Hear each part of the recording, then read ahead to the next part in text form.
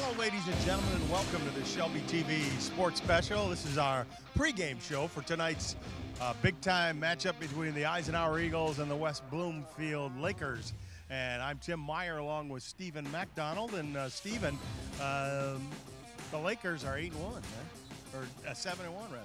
Yeah, you're right, Tim. 7-1 coming into play tonight here from Swinehart Field. Winners of 7 consecutive games. They're probably playoff bound here as we get set to head towards the playoff here in just a few days. The number 5 team, according to MaxPreps.com, in Division I for the state of Michigan. Now, a player that I'll be watching here tonight from Swinehart Field is number 5 in white, Dylan Tatum. He's committed to Michigan State University, the number 9 player in the state of Michigan for the class of 2022. His quarterback here tonight will be sophomore Rick Nance. He's a dual threat guy, something that the Eagles defense has seen here a ton this season playing in the MAC Red division, and he'll have a ton of receivers that he can go to, one of which is running back Dylan Tatum out of the backfield here tonight.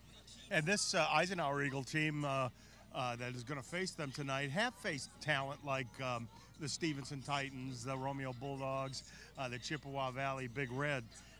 So they're used to playing big-time talent and big-time teams. The Eagles, of course, fallen on a little bit of hard times this year at 1-7. Have brought up a few players from the JV. Tonight you're going to see Ethan Barker, their star player, possibly play a little bit at quarterback in a Wildcat situation. Everybody who played last week is healthy, so Stephen, I think we're in for a good matchup. This is a good chance for the Eisenhower Eagles to measure themselves up against the top elite team. We'll be back with more football right after this. What rhymes with great? Participate. Where does greatness start? Here, in the classroom. On the diamond. In the pool. On the field. Where will your greatness take you? To better grades. To more friends. Yeah! Be great. Participate!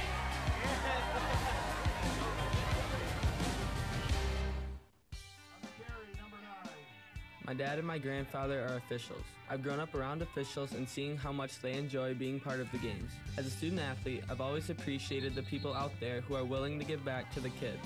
The Legacy program lets me officiate while I'm still in high school, working younger kids' games. Officiating gives me a better understanding of the game, I get to make some pretty good money for a high school kid, and I even get to spend some quality time with my dad. There's help wanted. Just whistle.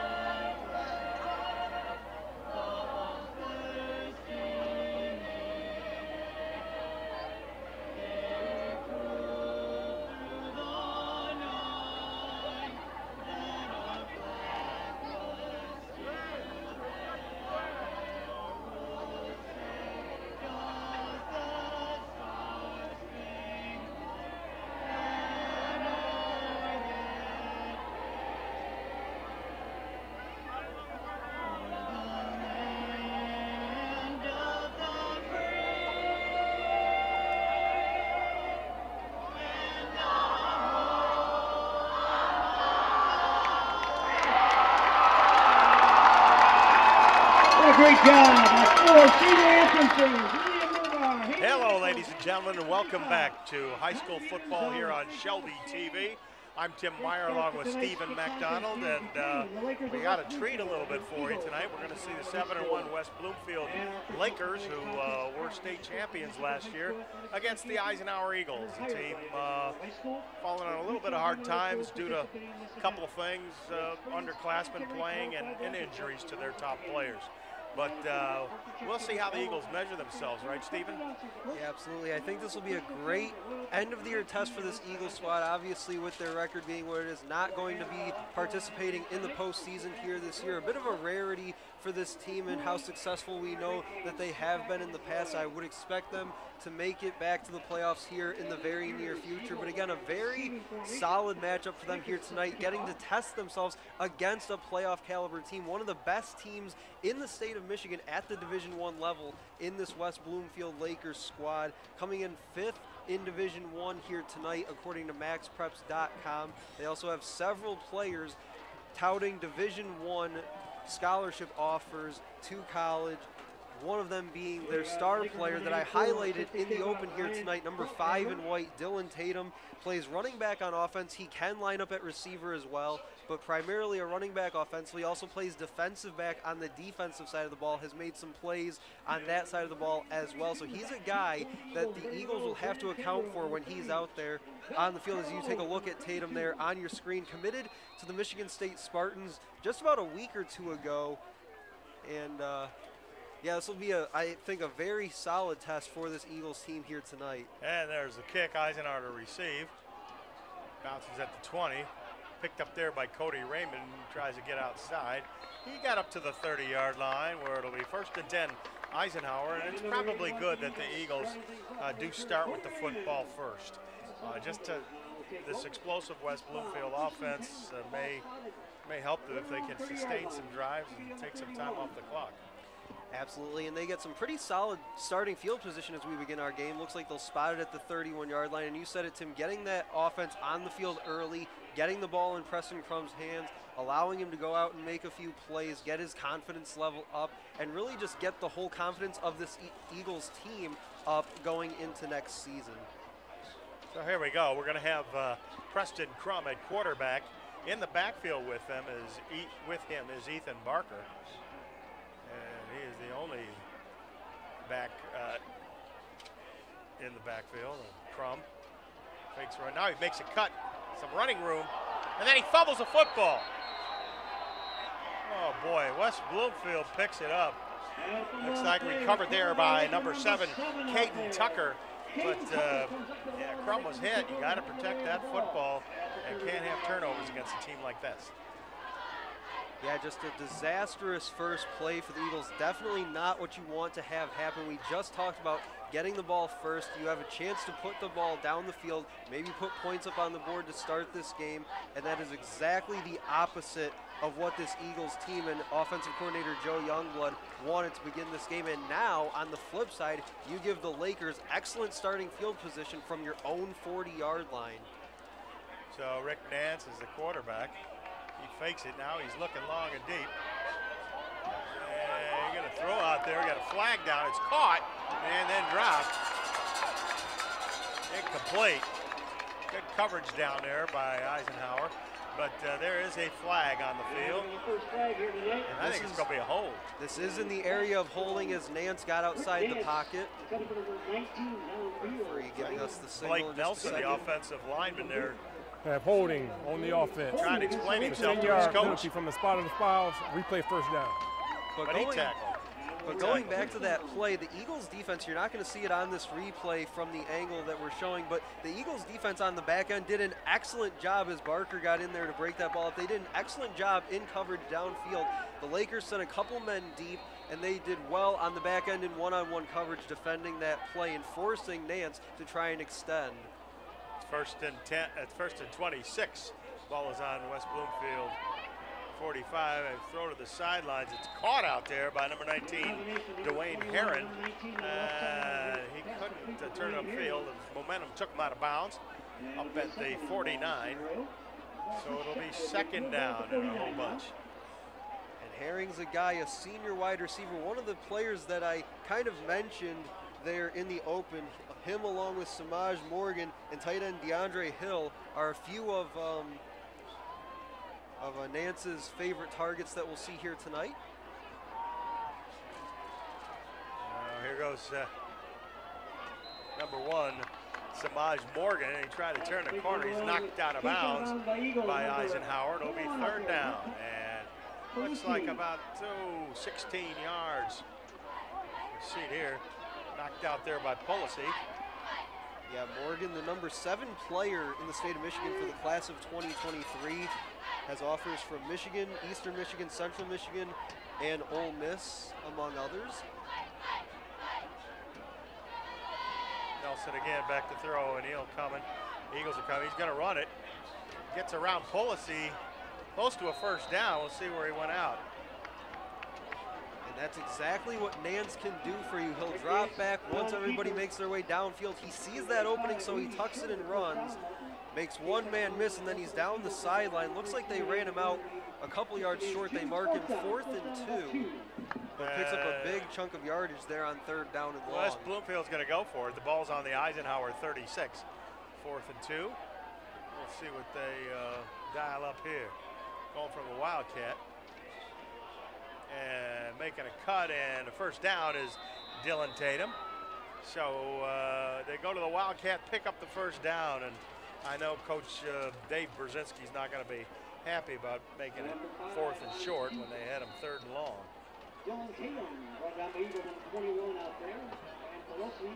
And that's a pretty easy play call there on 4th down. Just give it to your star running back.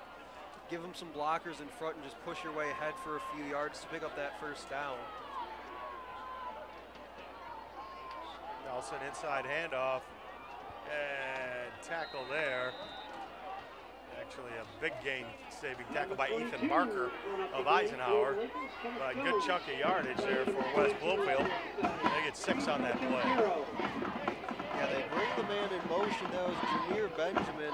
They go handoff up the middle. Looks like 22, Kenneth Jones the 3rd. And again, they pick up a good chunk of yardage.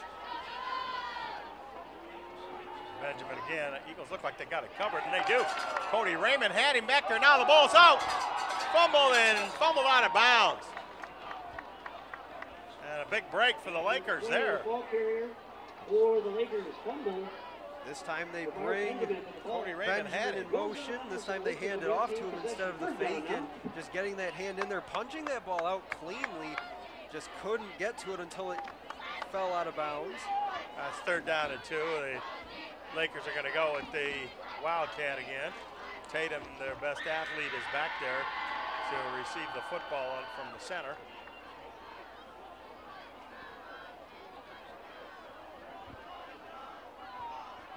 Looks like they have Jones lined up in front of him. There's Tatum. He's hit there, but I believe he dove over and got the 1st down. Hit there by the Eagles, number 36. That's Devin Steele. Good tackle, but now it's 4th and 1. He tackled him short of the 1st down. See here. 4th and 1. Again, Tatum back there. Has the football. Heads up the middle. Got a little bit of running room. He's down to the 10. He's tackled there by Nate Myers. It didn't look like he had much of a hole there initially, but was able to just shoot through that gap as we take a look at the replay. Yeah, not a ton of room there through that hole, but able to make a few cuts and get up the field, able to get that 1st down pretty easily. So it's 1st and 10 from the 11-yard line of Eisenhower. He's going to try to take it himself. Pulls us quickly on him. He maybe got a couple of yards. And Nance may only be a sophomore, but we mentioned he's a dual threat guy. We've seen him run the ball already a few times here on their 1st possession for the Lakers. And definitely, at least on my first impression, looks like he's very tough to bring down, especially in the open field. Now it's 2nd down and 8. We got a timeout here.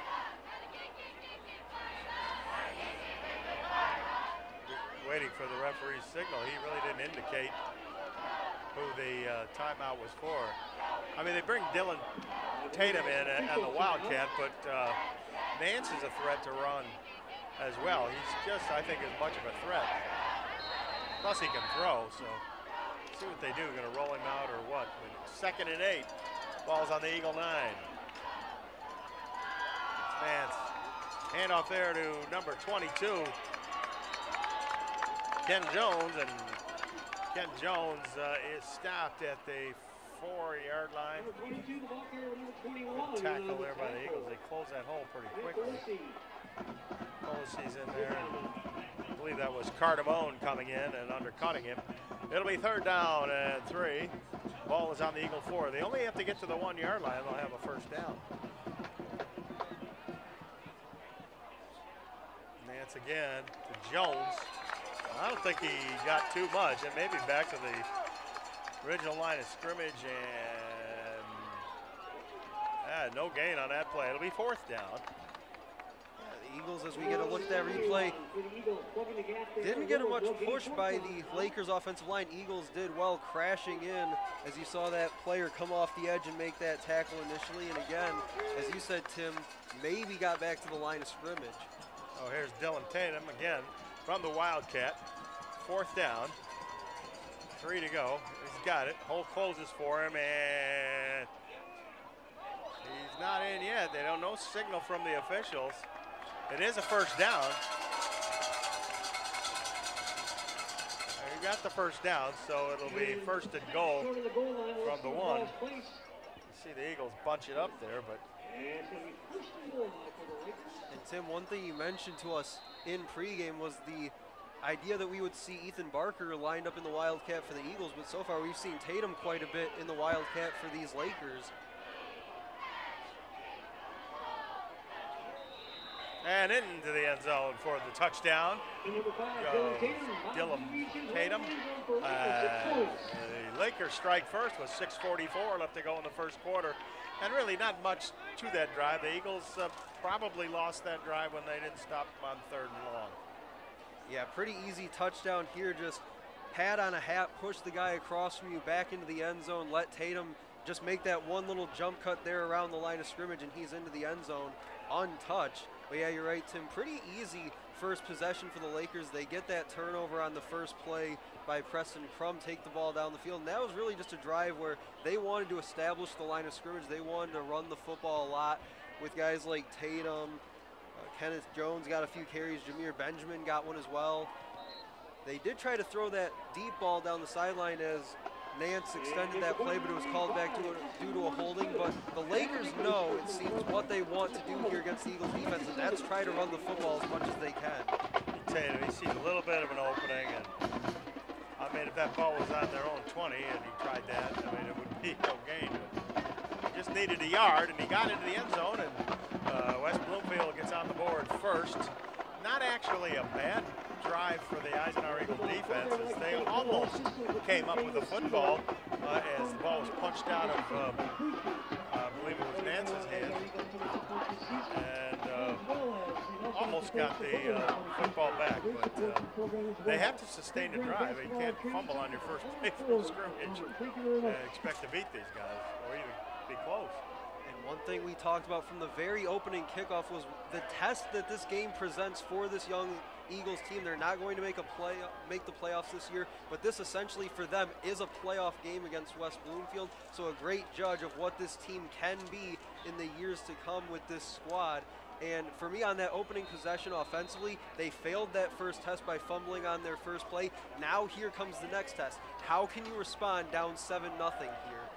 And Krauthammer puts a foot into it. It's a little bit short. Looks like Cody Raymond again will get another chance. He's going to go around the sidelines. Again, gets up over the 30. Better field position than the first time. It'll be 1st and 10. Eisenhower just over the 30-yard line. Raymond got them to the 31-yard line on the opening kick. This time gets them back to the 30, so we'll see if they can have a little more success than on that opening possession. Yeah, I don't know. Crump's told probably not to carry the ball. Or told not to fumble again.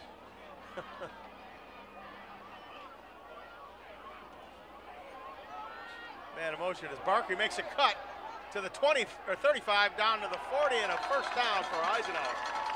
And Ethan Barker showing a little bit of a burst of speed there. Showed some burst, showed even better vision on that run, coming left to right across the formation, able to keep his eyes downfield, see where the blockers were, see where the defense was coming downhill to him, and found that open lane to the backside and got to that far sideline for the first down. Put a shoulder in there to make sure he got the first down. So first and 10, Eisenhower, ball on the 41-yard line. Crum with Solkowski in the backfield, right behind him in the. No, he's to the right of him. I'm sorry.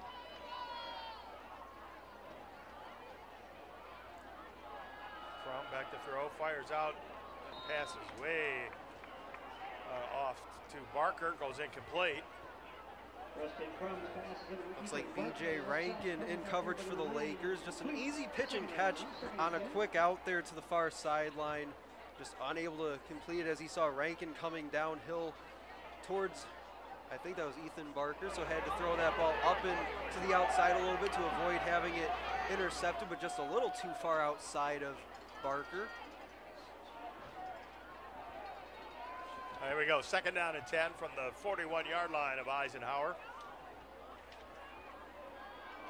Crum, little pass in the flat to Barker. He probably got back to the line of scrimmage.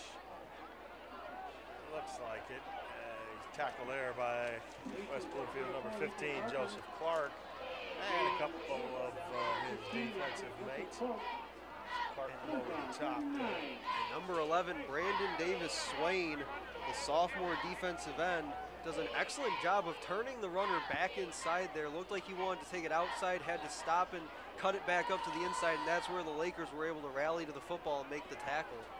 3rd and 9. Ball in the 42 of Eisenhower.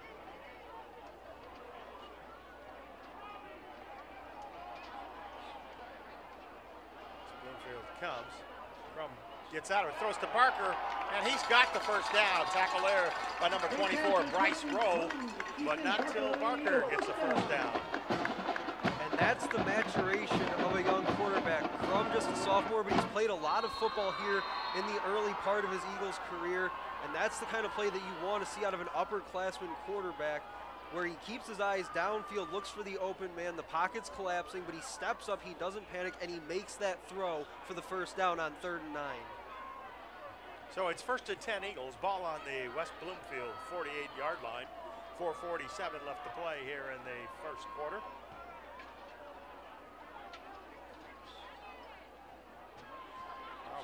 Crum avoids one guy, but doesn't avoid the whole of the middle of the line, led there by Brandon Davis Swain, who does a good job of making a tackle here. Did a good job faking Michael Williams, number 3. Got a yard on that play. It'll be 2nd down and 9 for Eisenhower. Kowski is going to be spread out to the wide side. Barker will take his spot in the backfield. So Solkowski's on the bottom of your screen. He's going to move off the line. Crum changing it around a little bit, putting Hayden Bills out there. Keeps Solkowski in the backfield. The give is to Daniel. Forges ahead, maybe got a yard. Eagles couldn't sustain the blocks, and West Bloomfield do the play.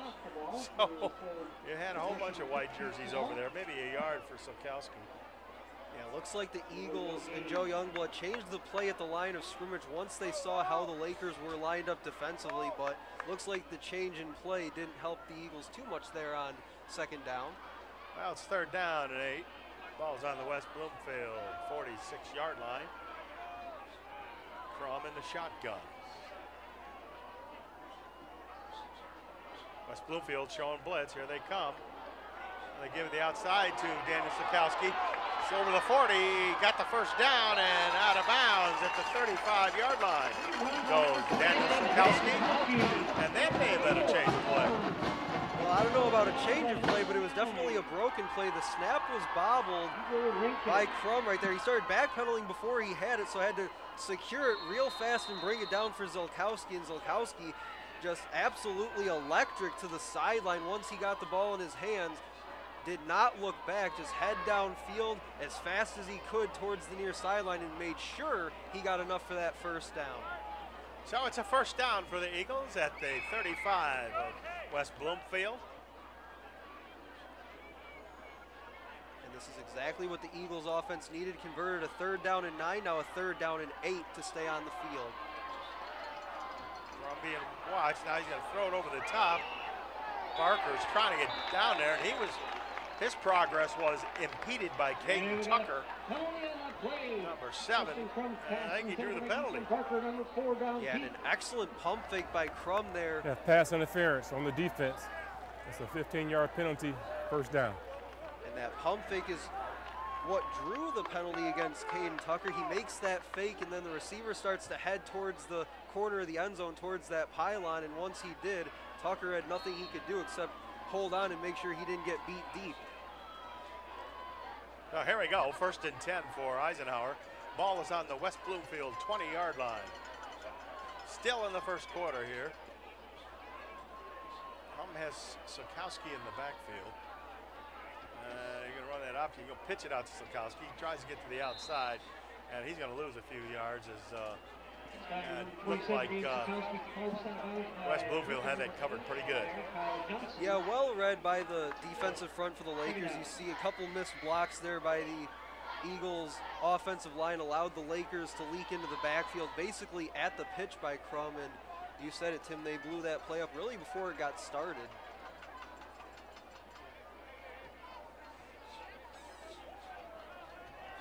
Second down and 13 now. Crum from the shotgun here.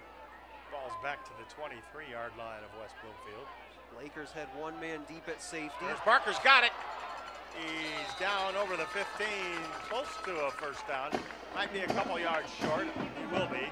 A nice play. They've done that play twice.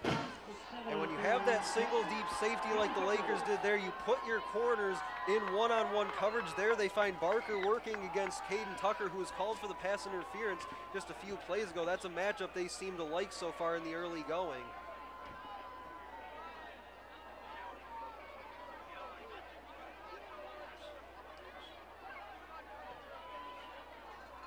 Third down and 3 for the Eagles. Crum's got it.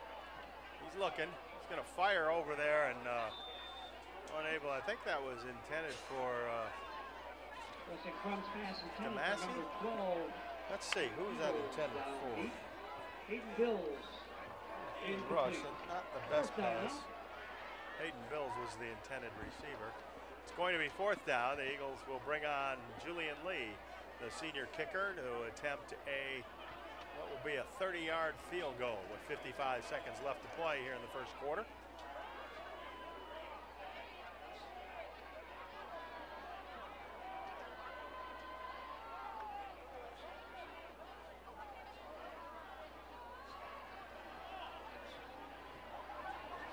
High snap. Lee gets it down. And the kick is good by Julian Lee. And with 55 seconds left to play here in the first quarter, 50 seconds left to play in the first quarter, the West Bloomfield Lakers lead the Eisenhower Eagles 7-3 now. And a nice response by the Eagles offense there. They do get points up on the board. You would have liked to see them put the ball in the end zone, tie this game up at 7. But anytime you can come away with points on a possession, you have to feel pretty good about it. They did get the ball into the red zone. Again, you'd like to see them get a touchdown there. But one thing I'll keep an eye on is the secondary for West Bloomfield went to that single deep safety look. Apparently they like the matchup they have one-on-one with their defensive backs against these Eagles receivers. That'll be something that I'll pay attention to with quarterback Preston Crum the rest of this game. Well, Preston Crum and Ethan Barker did a good job of making that drive happen. And so did Daniel Sokowski. He pretty much was running for his life when he got that first down. Because, as you said, the ball was bobbled a bit on the exchange, but the Eagles aided by a penalty. You know, Barker was going deep and he was impeded, and there was a penalty, so it always helps when you pick up those type of yardage. But now the Eagles have to pin West Bloomfield deep, and they're going to have to, defense is going to have to come up with a big stop. Yeah, I've talked about all game long that test that this West Bloomfield team will present for the Eisenhower Eagles here tonight. Failed that first test on the opening play when they fumbled. Came back. I think they responded well. I give them a pass for that second possession, being able to put points up on the board. Now the test goes to their defense and see if they can come up with a stop here. Kick is a deep one. It's going to go to number 12, D'Angelo Thomas. He's going to try to come up the middle. Hop's trying to get the outside. Now he does. And finally knocked out of bounds by the Eagle kicker. That was number 29, Reese Willing. But D'Angelo Thomas gets the ball up to his 40. 39, I guess they're going to mark it. So Willing has to come over there, the senior, and make sure he goes out of bounds. On that last Eagles possession, I liked him that they converted those third downs and longs, 3rd down and 9 on the first one, 3rd down and 8 on the second one. We mentioned Zelkowski making that play out of a bad snap. So now the Eagles defense looking to come up with a stop to get the ball back to their offense. Nance quickly fires out. That's kind of a lateral. Yeah, we got a flag out there. Play's gonna come back. And number 1. Reception. But I love the effort by Samaj Morgan, the junior wide receiver, on that little toss to the outside, just sprinting downfield and carrying some Eagles defenders with him. As you said, Tim, the play probably coming back, but still a great block in the back effort. on the offense. It'll be a 10-yard penalty from the spot of the foul. Replay first down. That's going to move him back 10 yards. We've got to see where the spot of the foul was, but you'll see it here. You'll see this block in the back right there. Yeah, right out on the edge. That's one of those key blocks you need to make on a play like that to be able to allow Samaj Morgan to get downfield, and probably not a block that needed to be made, as it looks like the Eagles defender overran the play a bit.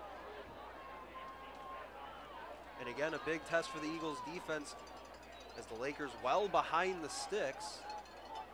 There goes Nance to throw, looking long and deep.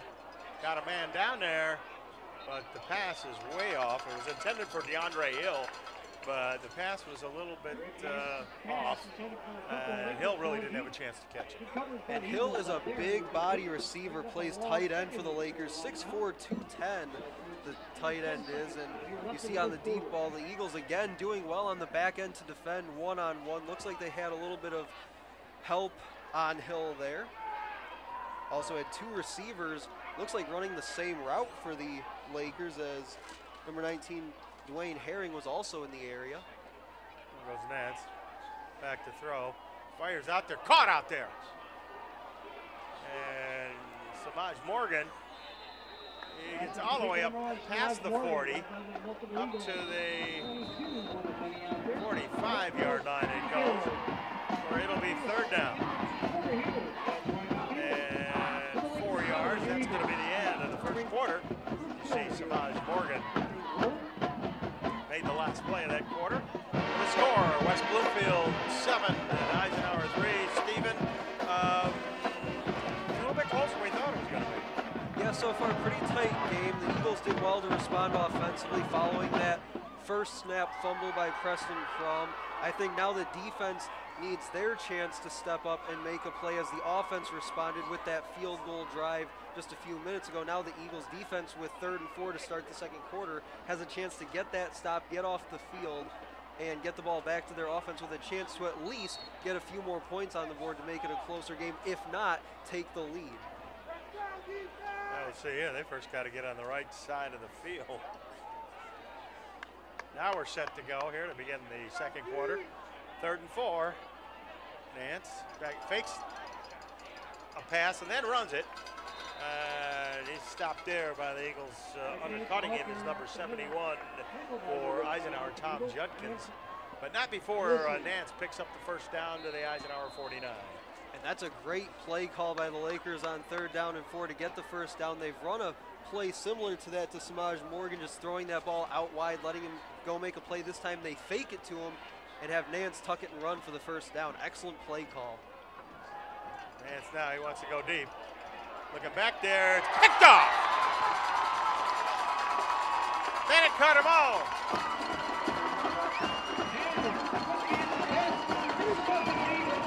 I'm not quite sure if that was a missed route, route run. We'll see it. Well, you'll see they have one-on-one coverage down the sideline. He has his man a few steps behind the Eagles defender, but what he doesn't notice there, what Nance doesn't notice, is the safety flying over the top to come play that ball. So just throws that ball up for his receiver, but never really checks the safety coming and just throws it right into his stomach. So Bennett Cardamone with a big play. Let's take a look at it. I think the ball was even maybe underthrown. If he had more arm on that, maybe got it down to the 10-yard line, his receiver may have had a chance. But good play by Bennett Cardamone to watch for the football. And it was up there for him, and he made a great catch. Yeah, it really looks to me on that play like Nance just takes the snap, already knowing pre-snap where his receiver is going to be. He's throwing it to a spot on the field. The problem is his receiver never gets to that spot. The safety reads the play well, reads his eyes well, and is able to make that play.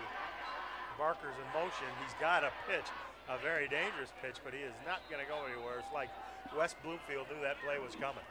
Yeah, every time that the Eagles have run that quick pitch to the outside, the Lakers seem to know when it's going to be there, as they nearly stole the pitch there. Player coming downhill. Looked like they were going to steal it. Looks like Joseph Clark Jr., number 15 in white, was the player getting downhill. Nearly got there. But yeah, every time they seem to have run that play, the Lakers just one step ahead. So it'll be 3rd and 11 for Eisenhower. They lost a yard. It falls at their 14-yard line, just inside the second quarter. Crum has Solkowski in the backfield. Now back to throw, and that was almost picked off there, knocked down by Michael Williams. And I thought he might try to grab that out of midair. He'd have been in the end zone. Yeah, usually when you see a defender get two hands on it like he did, they'll come down with that, kind of kicking himself there at the end as he wasn't able to come up with it as it falls incomplete. But Williams, Michael Williams II, a very talented player for this Lakers defense, one of the captains this year for this Lakers squad. Oh, here we go, 3rd down and 11. And West Bloomfield looks like they're going to come, and they are coming with the blitz. Crump's got to get rid of it. He throws it over for Barker. Just couldn't wait long enough for the play to go, and Crump is smacked back there. It'll be 4th down. The Eagles are forced to punt. Yeah, I like the confidence, the toughness by Crum to stand in there in the face of that pressure. Tried to get the pass off, maybe had his man over the middle, but looks like he got his arm hit on the follow-through, so that ball just came flying out into the turf. A great stop following the interception by the Lakers defense. Luke O'Neill the punt, and Morgan and number 12 Thomas are back as punt returners. So only rushing 9 is West Bloomfield. I think they're going to try to set up a return.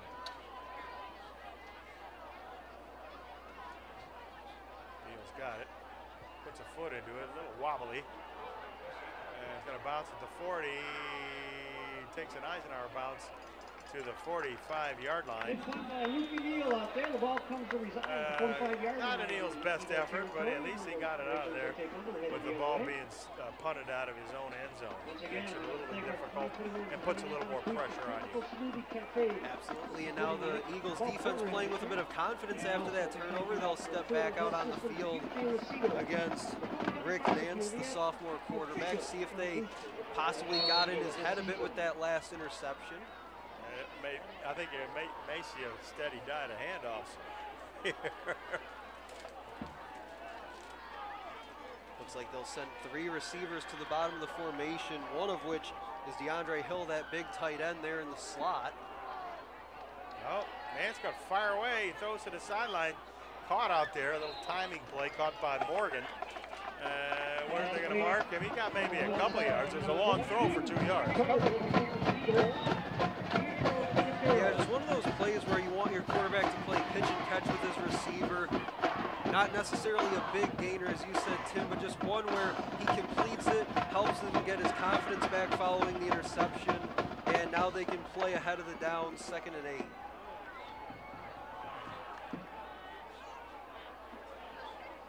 There's a give to Morgan. Coming around the right side, got some good blocking. He's finally tackled there at the Eagle 38-yard line. short of the first down. It'll be 3rd down and 3. Yeah, looks like they gave it to D'Angelo Thomas, the senior wide receiver on the end around, and using that block well, actually had to move his own man out of his way so he could get downfield and pick up about 5 or 6 on the run.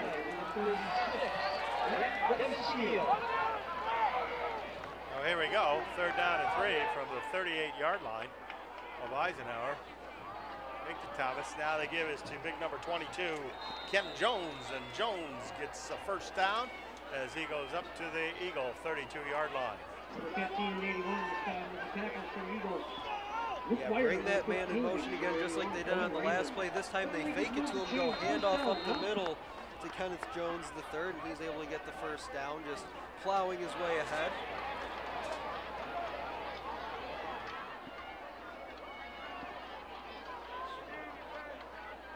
And it's quick handoff again to Jones. He tried to hop it and go over the Eagle defenders, but he's smacked down there. It'll be 2nd down. He got a gain of about 3. You see here as Ganil fights off his block and finishes him off. 2nd down and 7. Ball in the 29 of Eisenhower. West Bloomfield leads at 7-3.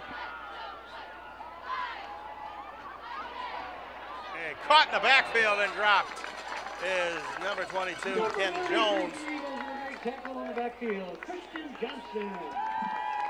Christian Johnson making a good play. Christian Johnson does a great job getting through a block right around the line of scrimmage, makes that play. The running back slips out for just a moment, but Johnson does well to just hang on long enough for his teammates to get downhill to the ball and rally to make that tackle. Cody Raymond cleaning that one up. So it'll be 3rd and 9 for West Bloomfield. Eagles showing blitz. Here they come. And we're going to get a hold. The pass goes incomplete. Pass intended there for Morgan. Dominic Ferraro at the bottom of the line of scrimmage was being held. And holding on the offense. That penalty is declined. Well, the Eagles decline it. It's 4th and 9 now. We'll see what West Bloomfield does here. Keep your hands inside. You hear the official telling the guilty offensive lineman for West Bloomfield, make sure you keep your hands inside, and next time he won't draw the flag. Well, the Lakers are going to go for it here from the Eagle 31 on 4th and 9. And I will say, Tim, Ferraro did an excellent job on that play to sell the holding as well. Well, Eagles busted through there. Somebody better come up and cover. Oh, what a job by Nance as he cuts back. Did he lose the football for a second? He did. I don't think it would have mattered. I think he came up about a yard short anyway. He loses the football and the Eagles recover. Watch it here. A great effort by Nance. Eyes downfield, makes that cut, but just as he sidestepped the defender, the Eagles player able to punch that ball out as he ran by. And as I said, had he not fumbled the football, looks like he would have come up about a yard short anyway. But in any case, the Eagles offense will step back out on the field. Well, the Eagles have it 1st and 10 from their own 23-yard line.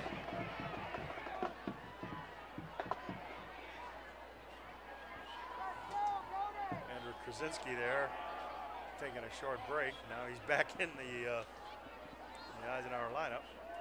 Hayden Bills in motion. Back goes Crum. Looking over the middle. He's looking for Bennett Cardamone, who had his man beat, number 23. Adrian Epps. Adrian Epps. He grabbed him. You know, maybe in the pros you get away with that. Sometimes in college, but. Yeah, pass interference on the defense. It's a 15-yard penalty. 1st down. But I like the look there by Joe Youngblood, the offensive coordinator for Eisenhower, taking that shot in the middle. Again, you're going to see a lot of one-on-one matchups on the outside with these Eagles receivers matched up with the defensive backs for West Bloomfield. There they tried to take on a matchup that they saw. Looks like they were going for Cardamone there. Crum gonna go deep. Got Barker down there. Oh, Ethan Barker makes that catch all day long, and he drops that one. Had him there between the coverage. Safety was coming over the top, and Barker just unable to get his hands on this as it slips right through. You see right on the fingertips there, just can't come down with it, but a beautifully thrown ball, again with some pressure coming as the pocket was collapsing by Preston Crum. I wonder if he saw Epps out of the corner of his eye coming across there and thought maybe Epps was going to get there and give him a smack. Yeah, But, sometimes you start to hear those footsteps coming and you take your eyes off the ball for 1 second, and that's all you need for that ball to fall incomplete. Now they give us to Cardamone. Cuts it up over the left side. It's got a little bit of running room over there. Gordon and number 44, Rob Harris. And a pretty safe play call there on 2nd down and 10. You took that deep shot. You were so close to getting it, but now a safer call on 2nd down. Just pick up a couple of yards, make this a more manageable 3rd down and 6 situation for your offense. The Eagles are on their own 42 on a 3rd and 6. Crum in the backfield.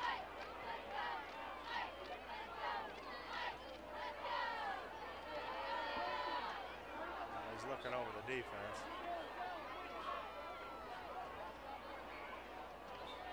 Bloomfield, couple moves. Throw out there to Barker. He's got it. Inside West Bloomfield territory. Tackled there by number 9, B.J. Rankin. It'll be an Eisenhower. 1st down.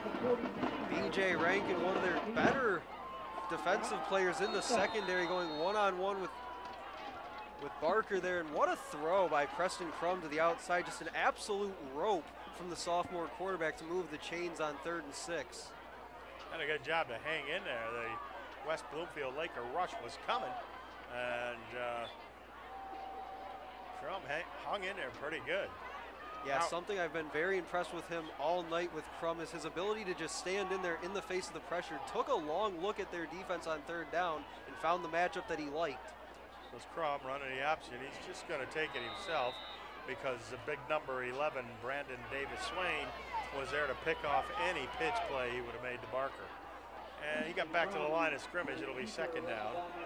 See it here. And Michael Williams, the second, looks like he makes the play on Crum. But again, they try to run that pitch to the outside with the Lakers all over it defensively, and they maybe get back to the line of scrimmage on that run. 2nd down and 10 for Eisenhower. Ball on the 49 of the Lakers. So Crum is back there with Solkowski in the backfield.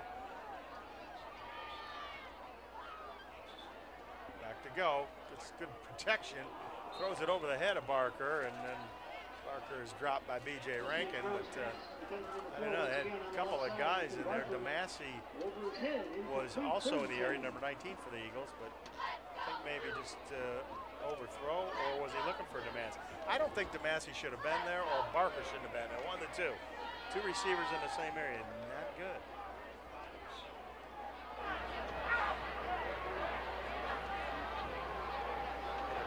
Important 3rd down here for the Eagles offense. They converted a couple 3rd downs on their field goal drive earlier in this 1st half. We'll see if they can pick this one up here, keep the drive alive, and maybe put some points on the board. Lakers rushing 4. Crum going out of there. He's going to fire downfield. Caught by Barker. What a catch by Ethan Barker. It's a 1st down to the West Bloomfield Laker 34-yard line. And again, a beautiful throw on the run as he got towards that sideline. Had to throw it down the sideline to Barker, who was just about ready to step out of bounds. Delivers that ball in a tight window between the defender and the sideline. That sideline always benefiting the defense on throws like that as they force that receiver to the boundary. But a beautiful throw by the sophomore quarterback Preston Crum. And that's one of the things that I've looked for here in this 1st half was how does he respond after that fumble? And you're really starting to see him mature in front of our eyes here tonight. Jeff Florkey, you saw there just on your screen. He's Eagles #1 fan. Crum better to get rid of it. He does over the head of Cardamone, and he's dropped by number 8, Kyle Johnson. I believe it's Johnson.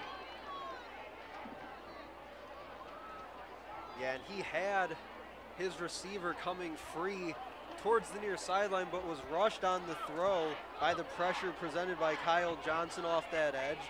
Johnson, a senior linebacker, as offers from Navy, Army, and Grand Valley State is currently uncommitted.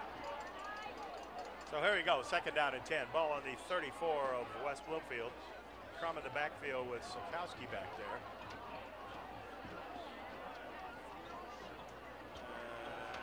Comes another rush. Crum gets out of it. Now we got a flag down there. That may be against Eisenhower. Yeah, the Lakers continue to load the box, bring some pressure in the face of Crum, try to force him into some mistakes, and putting a lot of pressure on that Eagles offensive line. It'll be a 10-yard penalty from the spot of the foul. Replay 2nd down. But for as much pressure as they've applied to this Eagles offensive front, I've really liked the way that Crum has responded, able to keep his eyes downfield while moving outside the pocket. He's made some really nice throws downfield, as we saw a few plays ago, to Barker along the sideline. So he's been up for the challenge so far here in the first half. Well, the ball's going to be moved all the way back to the Eisenhower 49, where it'll be 2nd and 27, which is a whole lot. That's a country mile in football, in high school football. But you got to get a decent play here to give you a chance on 3rd down. And we did see the Lakers earlier in this half convert after having the ball way behind the chains. Coming again. Crum's going to roll out of it. Look at another penalty flag's going on. That's maybe another holding. Once again, Preston Crum's pass incomplete across the middle. And as we wait to hear on the flag, that's a dangerous ball by Crum, throwing it back across his body the way that he did. It doesn't look like he had a receiver in the area of that throw, but there was a couple of Lakers defenders there, so just a dangerous and ill-advised throw, just trying to get rid of that ball before he was hit. A holding on the offense, 10-yard penalty from the spot of the foul. Replay 2nd down. So they're going to move it back again. We've got 4:13 left to play here. And I know that Jack Kramer ran out of fingers here. But he's telling us it's 32 yards to go. 44, sorry. Ball's on the 32. And on that last replay, looks like he was looking in the direction of DeMassey on that throw, just threw it well behind him on the crossing route. But again, a tough throw to try and make when you're on the run, throwing back across your body the way he was, trying to throw that ball in towards the middle of the field. Now West Bloomfield loading up the box. Crum rolling out. Throw down the sidelines, almost picked off there. Looked like number 8, Kyle Johnson over there. Johnson was in the area. Looks like also Caden Tucker as well. They had a couple defenders there for the Lakers in the area of that throw. Looks like he wanted DeMassey again along the sideline. And again, not the best throw that you want to see from Preston Crum in that situation. He's rolling out. When you have that many defenders covering one single receiver like we saw from West Bloomfield there, you're better to just throw that ball out of bounds once you're along the sideline like that, instead of throwing it into coverage where there was a couple of defenders that looked like they were trying to get up and grab that ball. So here we go, 3rd down and 44, courtesy of 2 holding penalties on Eisenhower. Crum's going back, and now we're going to get another penalty.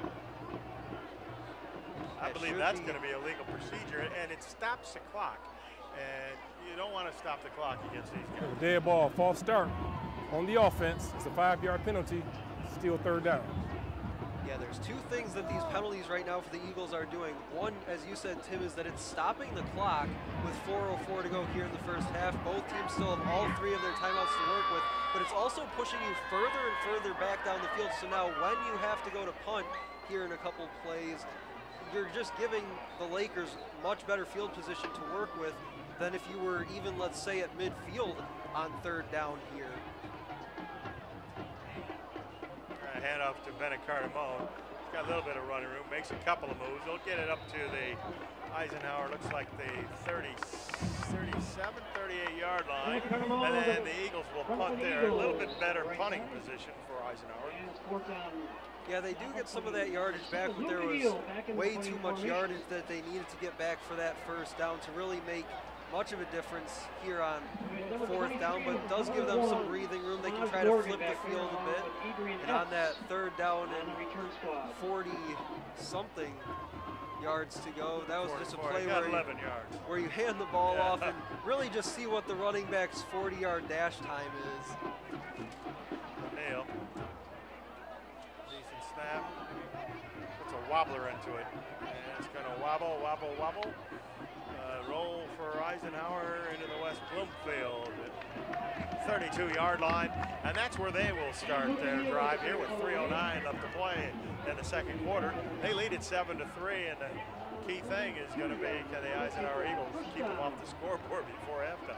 Yeah, this is a big point in our game here in the early going. Just a 7-3 score, a lot tighter than I think a lot of people would have predicted going into the game here tonight. But a big possession for both these teams, really. The Lakers, if they can put a touchdown on the board is that your here. girlfriend? No, that is not. No, but if the Lakers can put the ball in the end zone here, take a 2-score lead going into the half.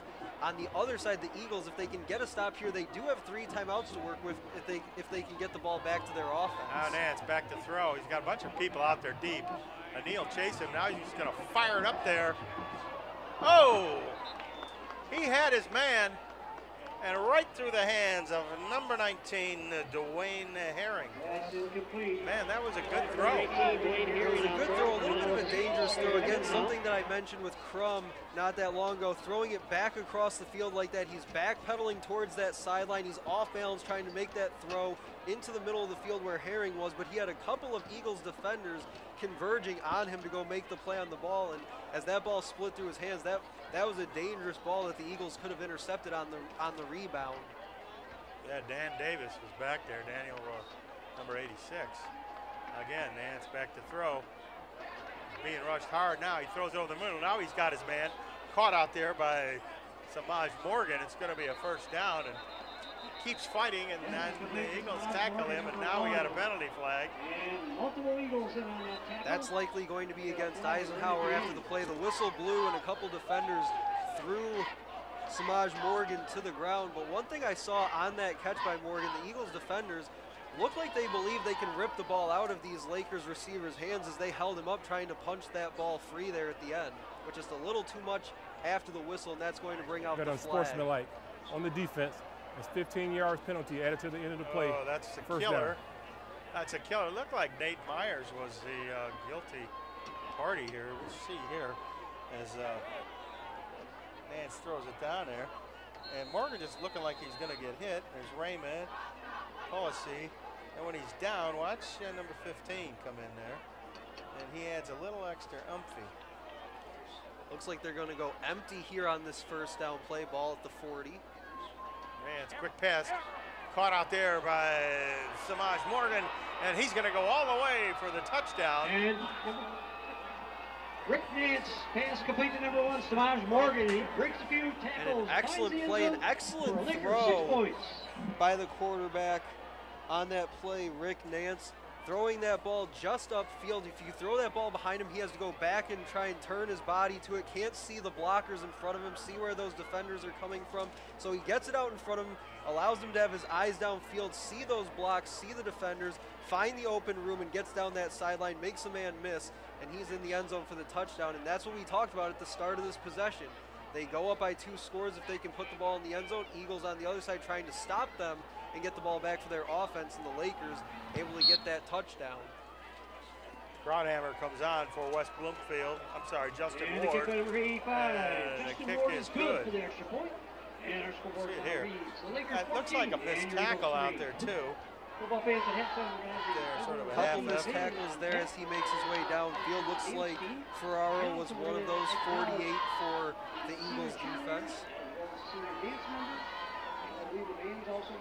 That first down completion to Samaj Morgan, the play before, and then tacking on that unsportsmanlike conduct penalty to the end of that play, an absolute killer for this Eagles defense. But that's something that we've seen a lot from this Eagles team this year, is just constantly shooting themselves in the foot with plays like that where you give up the first down, but then you add on to it afterwards, and that really hurts your team and hurts the confidence of this team. And now they have to try and come back with 2:25 and 3 timeouts to try and get something back on the board to give themselves a chance going into the second half.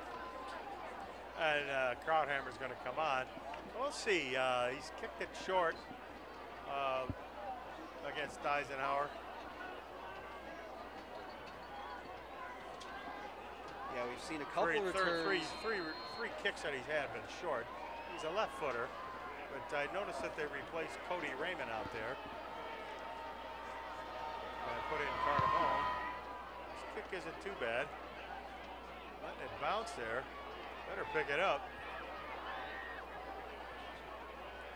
And yeah, misplayed badly. Number 81 for the Eagles on the return. Cody Raymond, they put him back there. He's not used to being a kick returner. He let the ball bounce back there instead of coming up on it. And it's going to give the Eagles kind of terrible field position at the 12-yard line, their own 12, where Eisenhower will take over 1st and 10. Yeah, the sophomore Cody Raymond, a little indecisive on that run up, getting underneath the kick. Wasn't sure if he wanted to field that ball, let it bounce. Then once it did, caught a little bit of an awkward bounce, had to come up and play it on a hop, and then West Bloomfield does well getting downfield and covering on that kick, pinning the Eagles offense back deep, but still 3 timeouts to work with, so plenty of time to get downfield and put something on the board here. Crum with Sikowski in the backfield, fake to him. Gets it out there, can't get it by number 3, Michael Williams. Down by Laker number 3 out there, Michael Williams. Time for a bit of a screen pass there for the Hayden Bills, looks like. Michael Williams getting his hands on another pass by Preston Crum, this time following him outside the pocket, able to get his hands up and bat that ball down.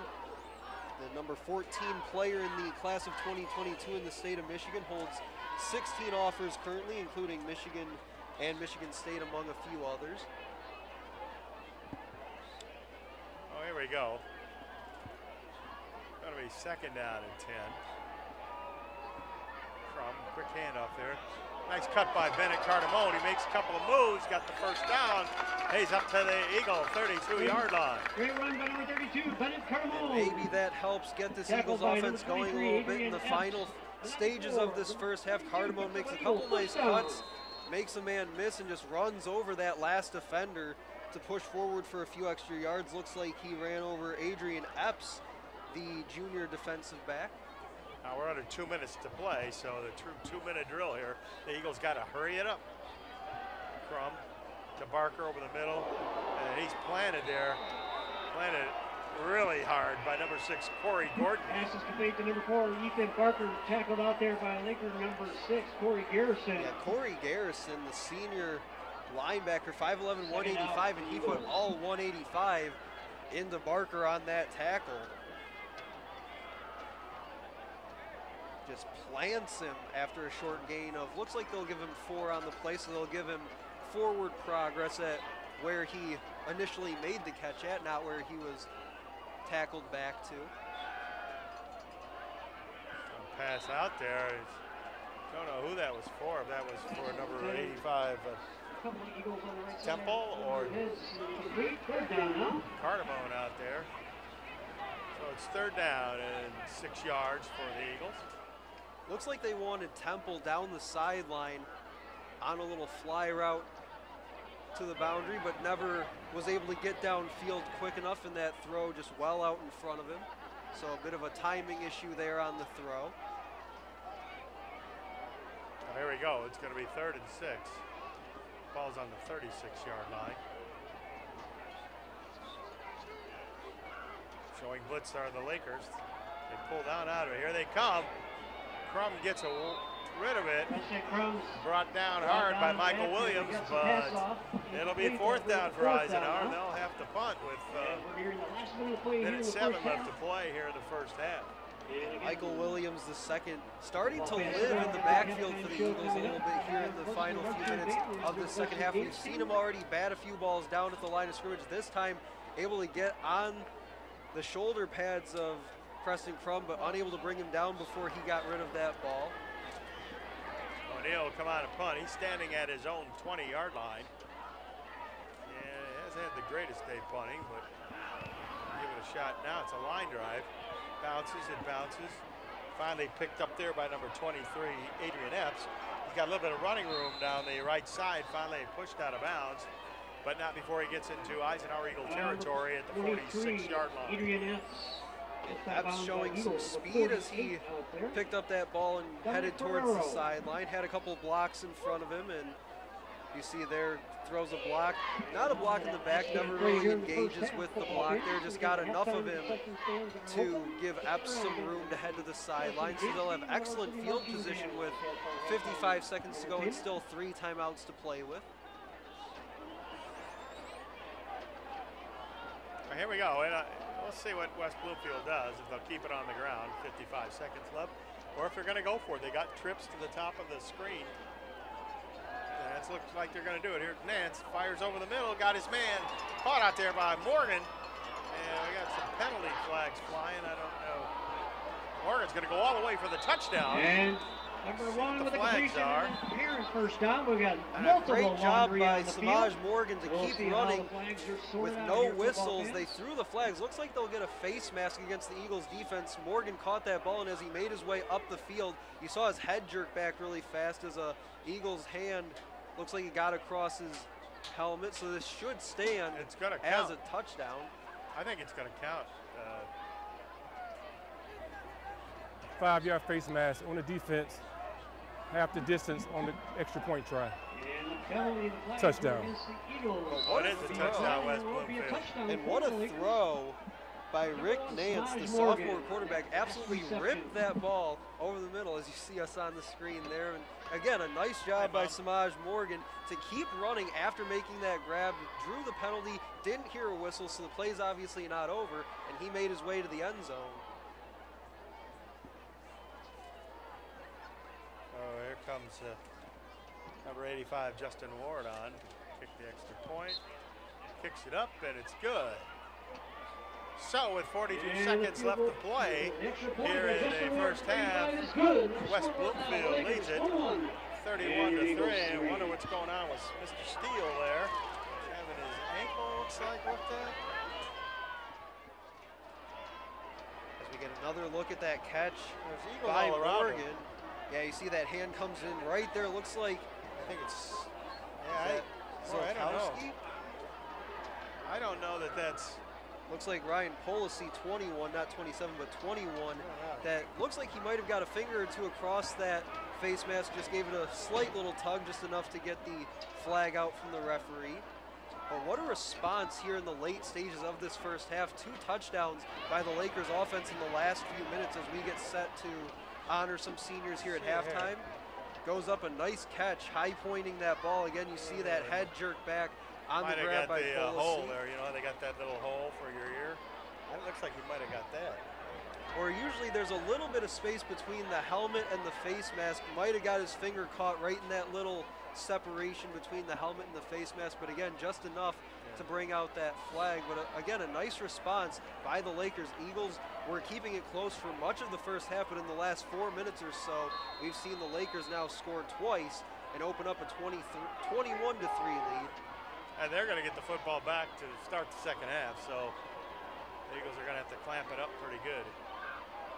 And they've shown the ability to be able to do that. They've shown it, like I said, for most of the first half here as we get a flag. Looks like this will be a couple of runners getting out ahead of the kick. I want to tell you this. If West Bloomfield is going to start playing top talent, they better cut out their mistakes. That's just a no need for that mistake right there. They better get tight. You play a Stevenson or a Romeo or Chippewa Valley, there's a guy that was, and they are punishing him. I think offside running there was number 45, Seth Wiseman. He had a little jump on that, was offside. But those type of mistakes you can't make. And I don't believe you're going to be able to throw the ball up either against a top-notch team. Yeah, West Bloomfield comes in number 5 in Division I for the state of Michigan, according to MaxPreps.com. And we talk a lot throughout the year about the teams the Eagles face, teams like Chippewa Valley, Dakota, Romeo, some of those other top teams in Division I in the state of Michigan. But on the other side, West Bloomfield sees a lot of those teams as well. They've seen teams like Clarkston, Rochester Adams, another team. So both these teams very familiar with some of the top teams that this state has to offer. Daniel Sikowski eventually grabs the football, and he's dropped right there by number 33,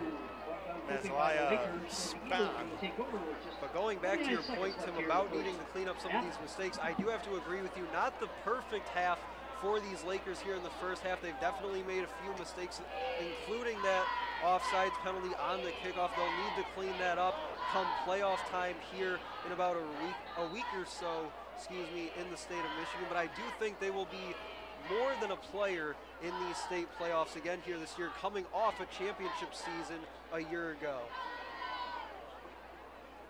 Here's Crum now. He's going to, 39 seconds left. Run the football to Cardamo, and he tries to get some tough yardage on that right side. No. Number 33 for the Eagles, Christian Johnson trying to put a hold. He's got back to the line of scrimmage. Time is starting to run down, so I don't know if the Eagles are going to even snap another play here. Christian Johnson gets the run for the Eagles, as looks like one of their top runners, as you said, Tim. Ethan Barker getting checked out on the sideline, and looks like the Eagles will just send this thing to the half, and West Bloomfield set to get the kickoff to start the second half of play. And that is going to be the end of the first half. With the score, the West Bloomfield Lakers 21, the Eisenhower Eagles 3. We'll be back with more football right after this. What rhymes with great? Participate. Where does greatness start? Here, in the classroom. On the diamond. In the pool. On the field. Where will your greatness take you? To better grades. To more friends. Yeah! Be great. Participate!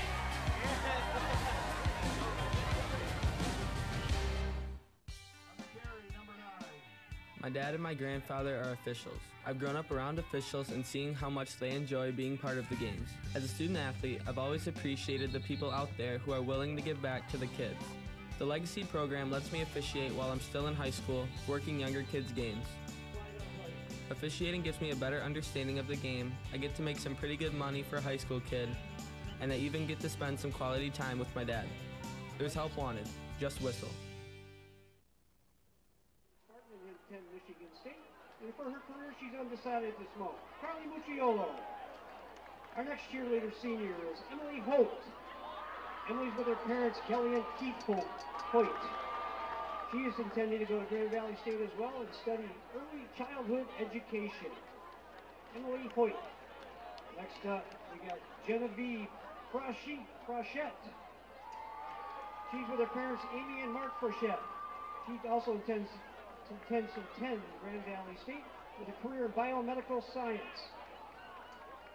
Next up, we got Jacqueline Cromer. Her parents, Catherine and Carl Cromer, and she attends Michigan State, and her career is ultrasound tech. And our last senior is Natasha Novoselich. She's with her parents, Susan and Don, and she intends to attend Oakland University with a career in engineering technology. Congratulations to our 7 cheerleader seniors.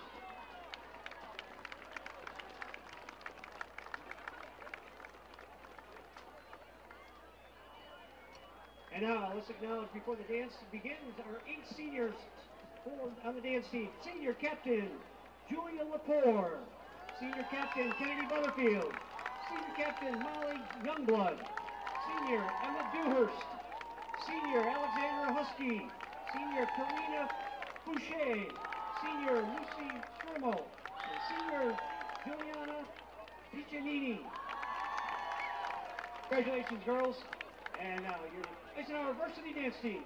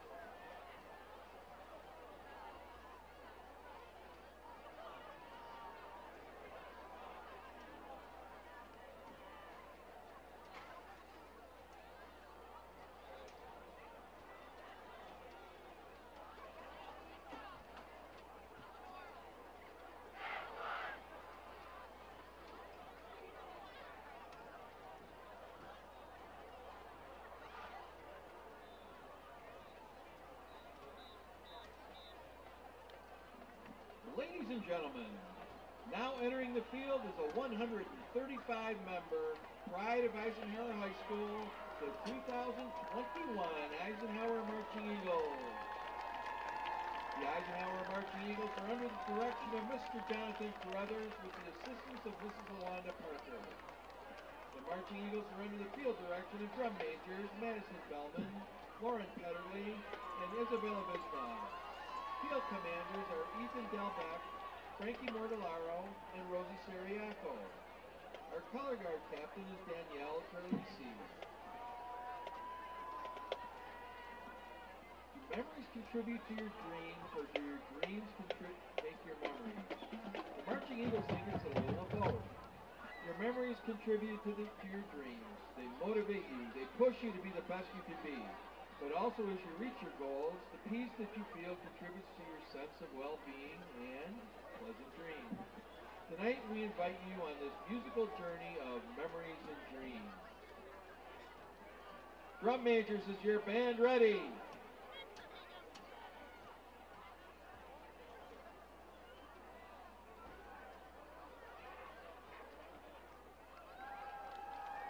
The field is yours for tonight's performance. Memories are not always good. A breakup or a friendship ending is generally not a fond memory for anyone. But the result can make us emotionally stronger and teach us to treat each other better. The American band, Fall Out Boy, tried to capture that feeling in its 2007 hit, Thanks for the Memories. Our version is under the field direction of Isabella Bisnaugh.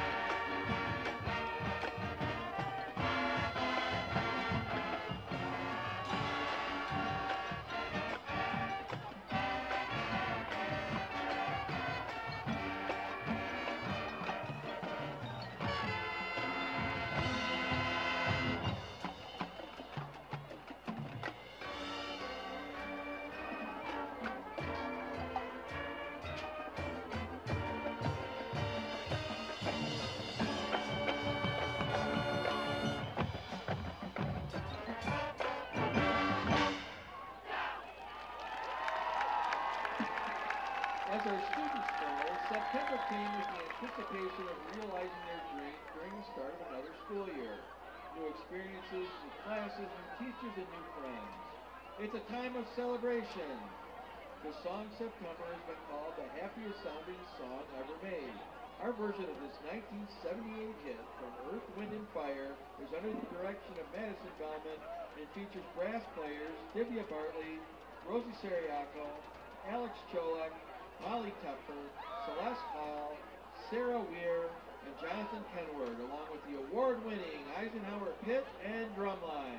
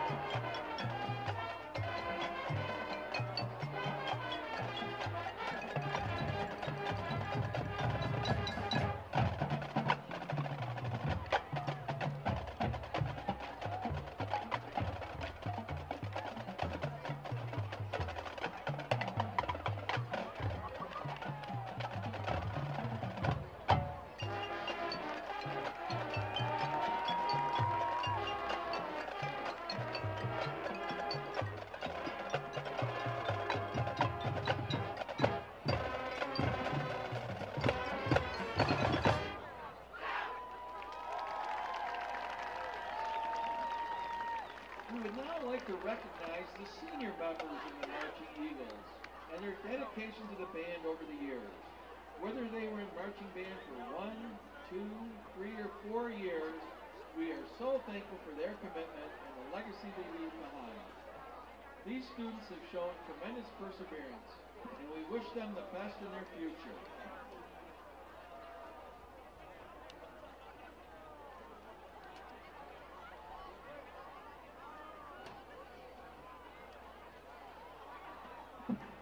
Madison Bellman, drum major.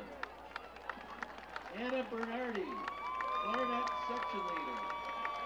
Elizabeth Brown, flute squad leader. Stephanie Bombaro, color guard. Danielle Carlisi, color guard captain. Madeline Elton, color guard. Ethan Gassmeyer, trombone. Catherine Hayward, color guard. Brian Howick, trumpet. Melina Iannucci, color guard squad leader. Evan Jansen, percussion. Joseph Kapanka, trombone. Kaylin Kerner, alto sax squad leader. Michael Kilachevsky, trombone squad leader. Alicia Lay, flute.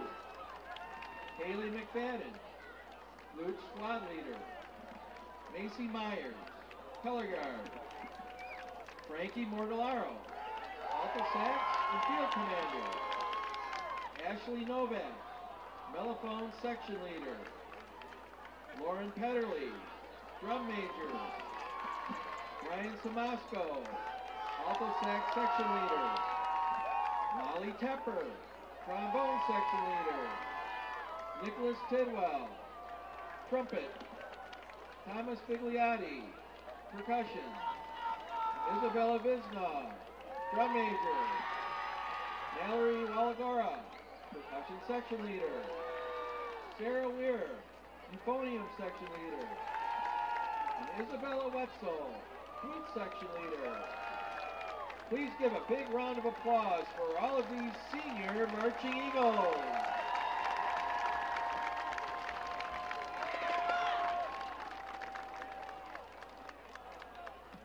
stand and clap along. This is your Eisenhower fight song, led by the senior class.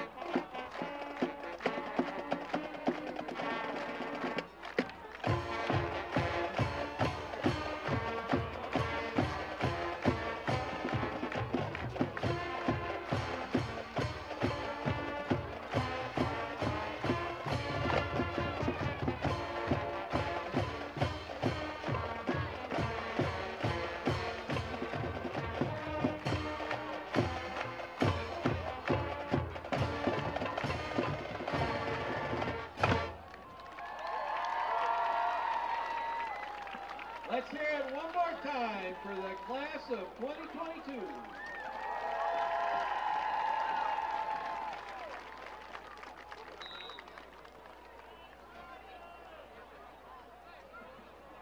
Stephen Tyler of the band Aerosmith wrote the 1973 hit Dream On when he was only 14 years old. He said that the song is about dreaming until your dreams come true. We all know that dreaming alone won't do that. Learning new things, remembering our experiences, and learning from our mistakes. In other words, using our memories can make our dreams come true. The Marching Eagles present Dream On under the direction of Lauren Petterly, and we are featuring Sarah Weir on baritone and color guard soloist Madeline Elton.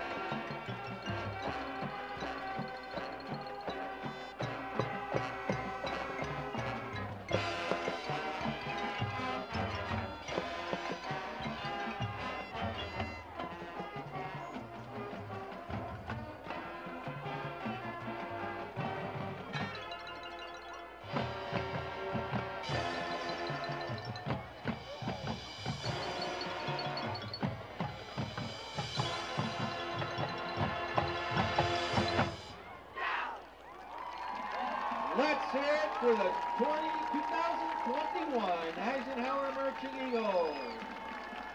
Thank you to all who came out to support us tonight, and a big thank you to all of our marching band volunteers and clinicians. We would also like to thank the Eisenhower Instrumental Music Boosters for their continued support.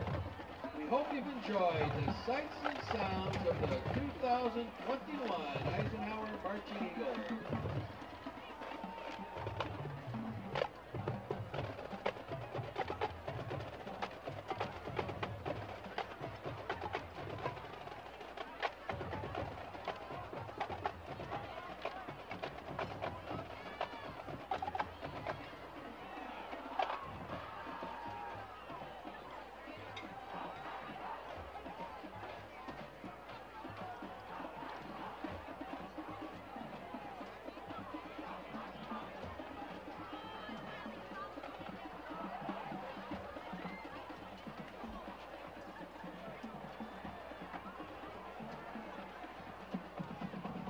Our Eagles would like to thank our 2021 presenting athletic boosters Tropical Smoothie Cafe for supporting the football program this year. And also another big thank you to Total Health Systems and Peter J. Lucido, your Fulton County prosecutor, the official athletic boosters of the 2021 Eisenhower Eagles.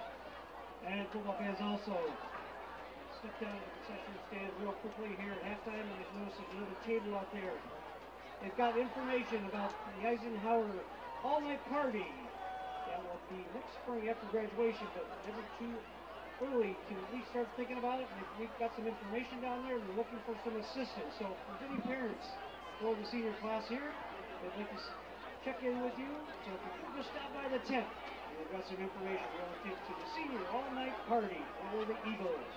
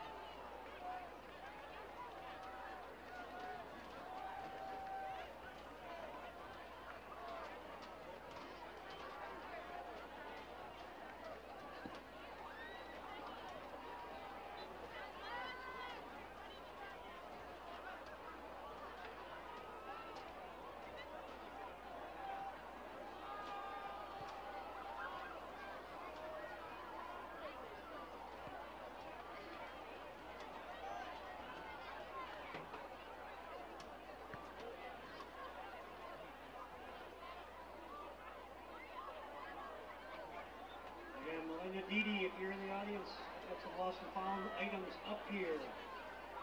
Didi, lost and found.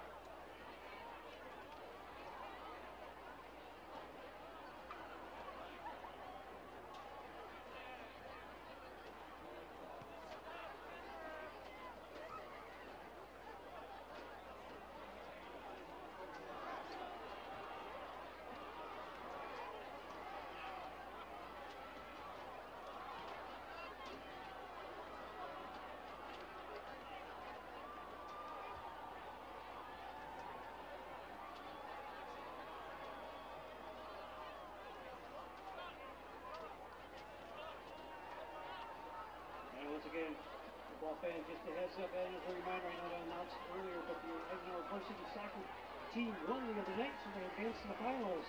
They'll face off against the Utica Chieftains tomorrow night at Runkle Field, 6 o'clock start. Your Eisenhower varsity soccer team. Good luck, guys. And hello, ladies and gentlemen, and welcome back to the Shelby TV Sports Special. I'm Tim Meyer along with Stephen MacDonald, and we've had one half of football here between the Eisenhower Eagles and the West Bloomfield Lakers, with West Bloomfield leading it 21-3, and the Eagles pulling out the mascot here for good luck.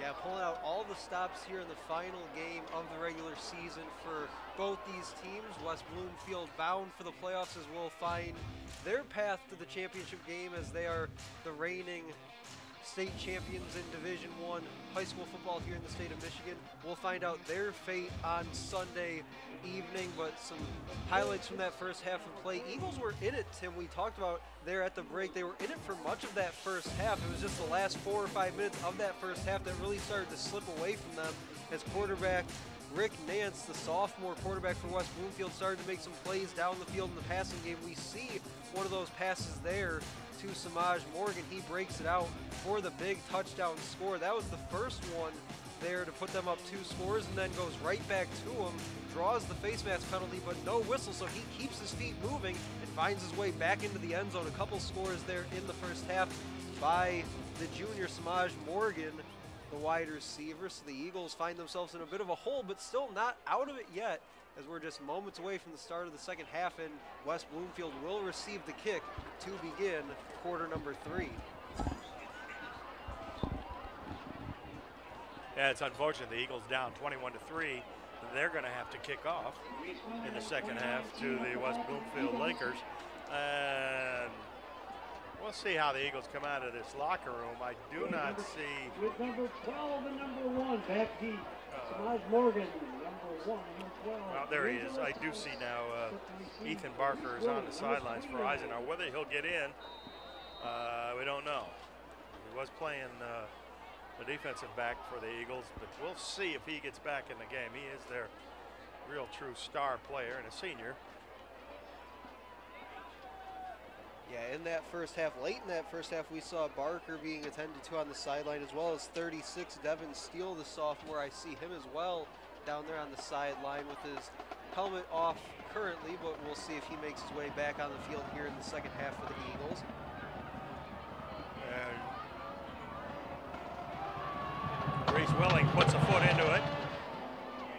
It's deep and does not go into the end zone. Well, now they're calling it a touchback. I don't know. It didn't look like it went in the end zone to me. But it was finally picked up by number 12, D'Angelo Thomas. But they're going to say he was in the end zone and picked it up. So I don't know how that worked. And what a gamble by D'Angelo Thomas, the senior wide receiver. Looks like he wanted to let that ball roll in. It kept rolling, but that was kind of like a bunt down the third baseline. That third baseman lets it roll, but it just stays fair. And on that roll by Thomas, that ball just never crossed the goal line, but apparently the official said it crossed just enough to make that a touchback. I know it was a football, might have been on the line. We couldn't see it from up here. So it's 1st and 10, West Bloomfield, ball on their own 20. Nance, quick hitter out there on the right side, and tackle there. Looks like Myers over there on the tackle. A gain of about 4.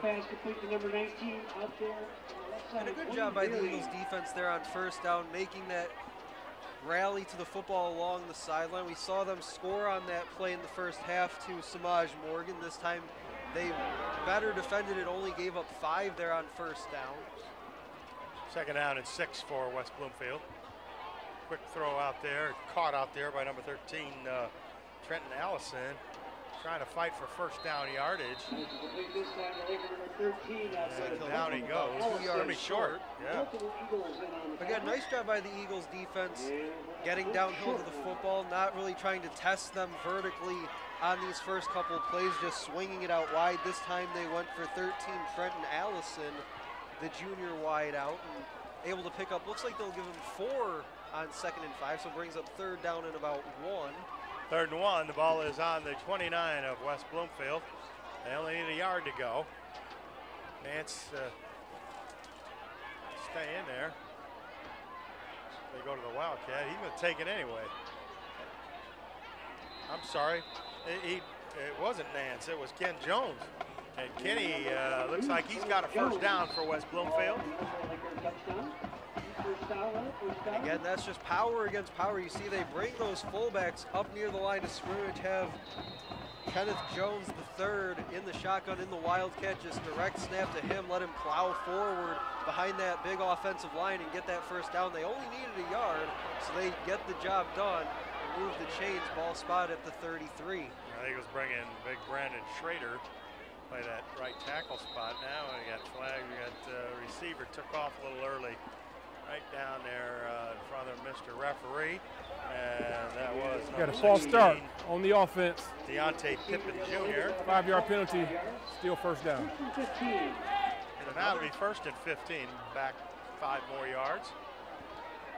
And another thing we talked about there in that first half, especially late in that first half, was some of the unforced errors, some of the penalties by this West Bloomfield team here tonight. And that's something they'll need to clean up as they head towards the playoffs here in a couple of weeks. Fake handoff, Nance to the side. It goes incomplete. Not a, it looked like the receiver, they got confused who was going to catch it, who was going to block. Well, that play was blown up nicely by the individual play of Bennett Cardamone, just shoving that blocker back into the backfield right in the area of that pass, as you see him just shoving the receiver back into the space of that pass, and really threw off the timing and the spacing of that throw, and that's why that ball fell incomplete. Second down, 15.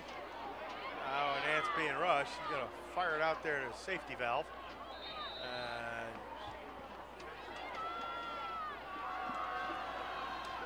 He's going to be short of the first down. It's going to be third down.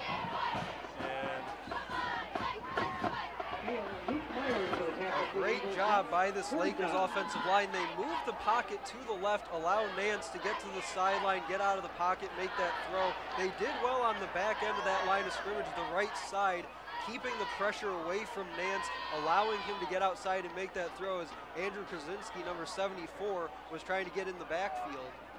Third down at 7. Now Nance has got it, back to throw, being rushed. Krasinski chasing him. You throw it out there, it's caught out there.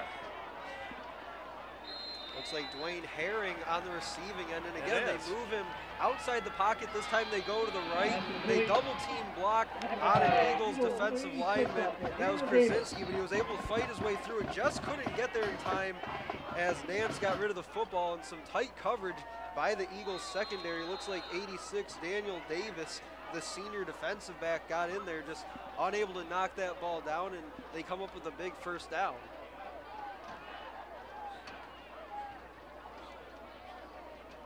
Quick handoff there, nice play by Polisi. He tackles number 22, Ken Jones. But not before Ken gets 5 yards. It'll be second down and 5. See here, good play by Polisi. Yeah, Jones just unable to pick his feet up and avoid that shoestring tackle as Polisi got him around the ankles. But a pretty solid gain of 5 on first down. Eagles shift on the line. Throw by Nance. He's got his man out there. It's Morgan. And he breaks a couple tackles and goes all the way for the West Bloomfield Laker touchdown. 40 yards. And on that play, it's one-on-one on the outside. You have one man to block. It's that corner right in front of you. They make that block, and now Morgan's all alone, one-on-one with the safety. He's late coming downhill. You see the defender out there, number 81 for the Eagles. That's Cody Raymond. He's kind of left on an island at that point, having to come out from his defensive end position. And Samaj Morgan is way too fast for that. He gets downfield in a hurry and scores. 8:07 left to play here in the third quarter.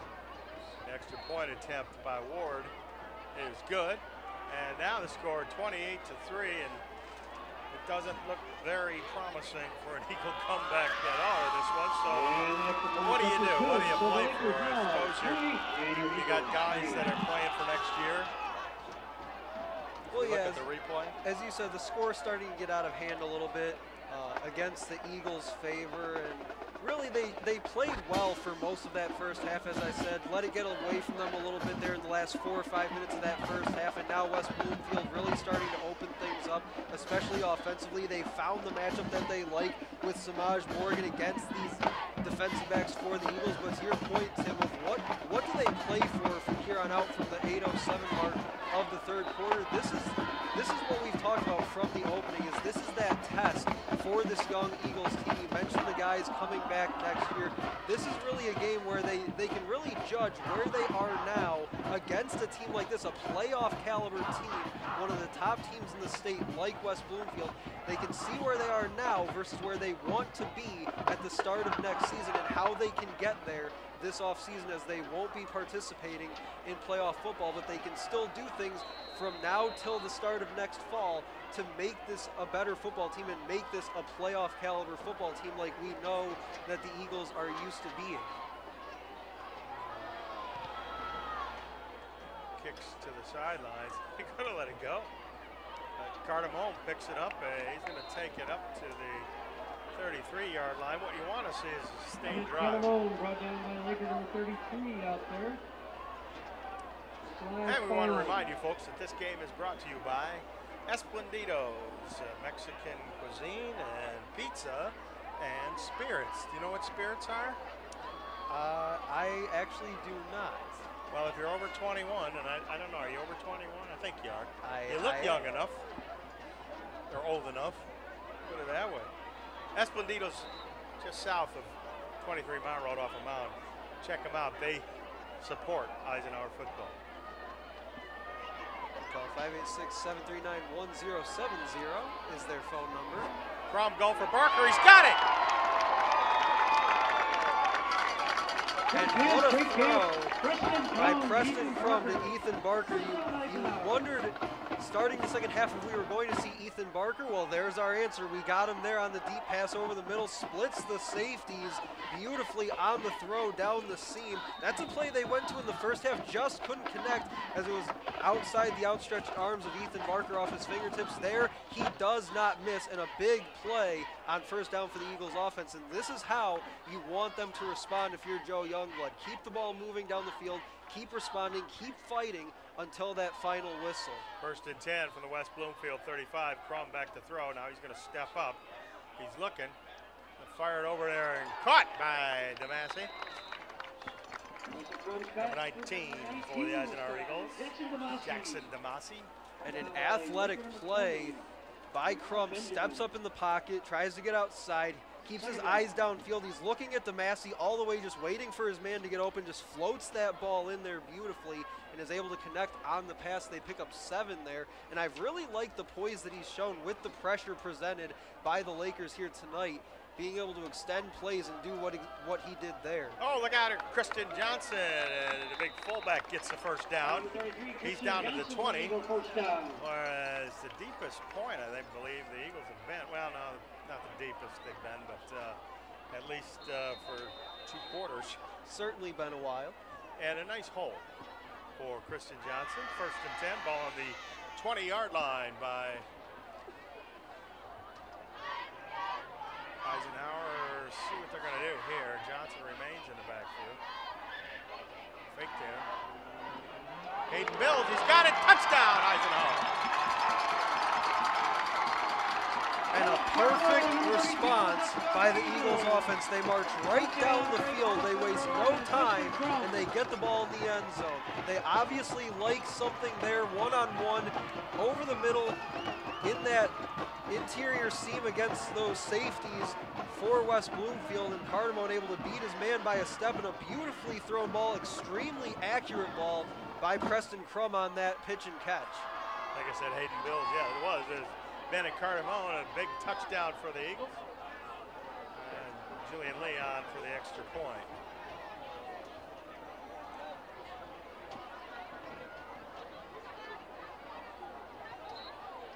He punches it, and it's good. So it's 6 minutes and 30 seconds left to play in the 3rd quarter. It is West Bloomfield Lakers 28-10 over Eisenhower, but there's a nice play by Cardamone. Snag that football and get into the end zone. And we talk about the throw by Crum to Cardamone on that pass. Extremely accurate, had a very tight window to throw that ball into, but the concentration by Cardamone with Adrian Epps draped all over him, hand in his face as he caught that football. It would have been very easy for him to take his eyes off it and drop that ball, but he makes the grab and gets into the end zone. Now again, it goes back to the Eagles defense. They get a stop here, get the ball back to their offense, and all of a sudden, Eisenhower's not out of this football game just yet. And you hear the Eisenhower band out there, the award-winning Eisenhower band. And of course, always working hard, the Eisenhower cheerleaders, trying to keep everybody's spirits up. Let's see where they kick it this time. I mean, last time Willing put it down and bounced at the 1 over the head of number 12 down there, DeAngelo Thomas. He is the lone deep man for the Lakers here on this return, so we'll see if they elect to boot it deep towards that goal line again, try and see if he might make a mistake down there near the goal line, as was nearly the case on the last kick.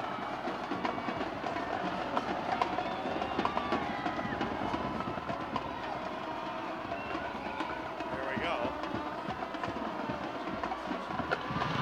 Really puts a good foot into it. It's back there and taken air by Thomas. He's up to the 20, 25, breaks the tackle, hops a man. Polisi's back there with Cody Raymond, and he tight ropes the sidelines, and he's going to go for a touchdown, West Bloomfield.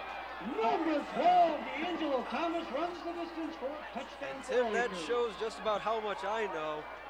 They kicked it to D'Angelo Thomas last time out. He lets it roll to the goal line. That was a dangerous ball he let go, and this time they kick it right to him, and he goes 95 yards down the sideline to the house on this kick return, and makes the Eagles get knocked out of bounds here, but both makes the Eagles pay. Kendall and Allen took Cody Raymond took each other out of there, and that gave the window that Thomas needed to tightrope that sidelines, and he was into the end zone quicker than you could say into the end zone.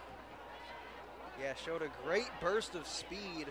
Once he got that sideline edge, had a couple blockers in front of him, showed some excellent footwork as well, and not the response that you wanted if you're Eisenhower. You get a touchdown up on the board, you feel like if you can get a stop there defensively, you start to shift a little bit of the momentum back in your favor, and then all of a sudden D'Angelo Thomas goes 95 yards to the end zone and really just takes that momentum all the way back for West Bloomfield. Saw there a moment ago, special team coach Travis Maltop, and I'm sure he is not happy about that. I wonder what the heck happened here.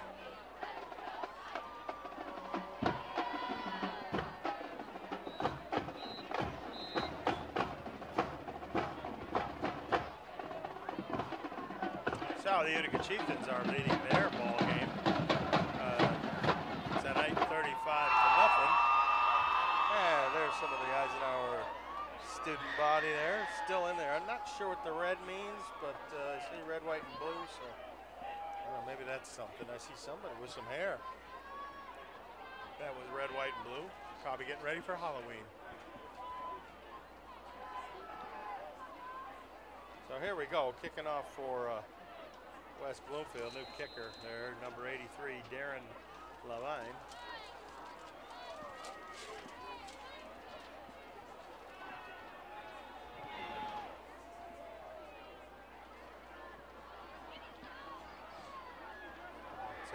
Cardamone, he gets around the left side. Got to beat a man, knocked out of bounds. Good tackle there, staying with it is Adrian Epps. And Cardamone, though, gets a good return. And it'll be up to the 39-yard line. You see it here. And what this game has been about for this Eisenhower Eagles team is how can you respond? How can you keep battling all the way through each and every play, each and every possession, each and every quarter? How do you respond when you take a gut punch like the one they just took on special teams as D'Angelo Thomas goes 95 yards to the end zone for the score? Now it's time to see how they respond. Handoff, up the middle goes Cardamone. And he's going to get about 3 yards. It'll be second down and 7. Second and about 7 now. See here. Cardamone, the smallest of holes before Corey Gordon brings him down. Second down and 7 for Eisenhower.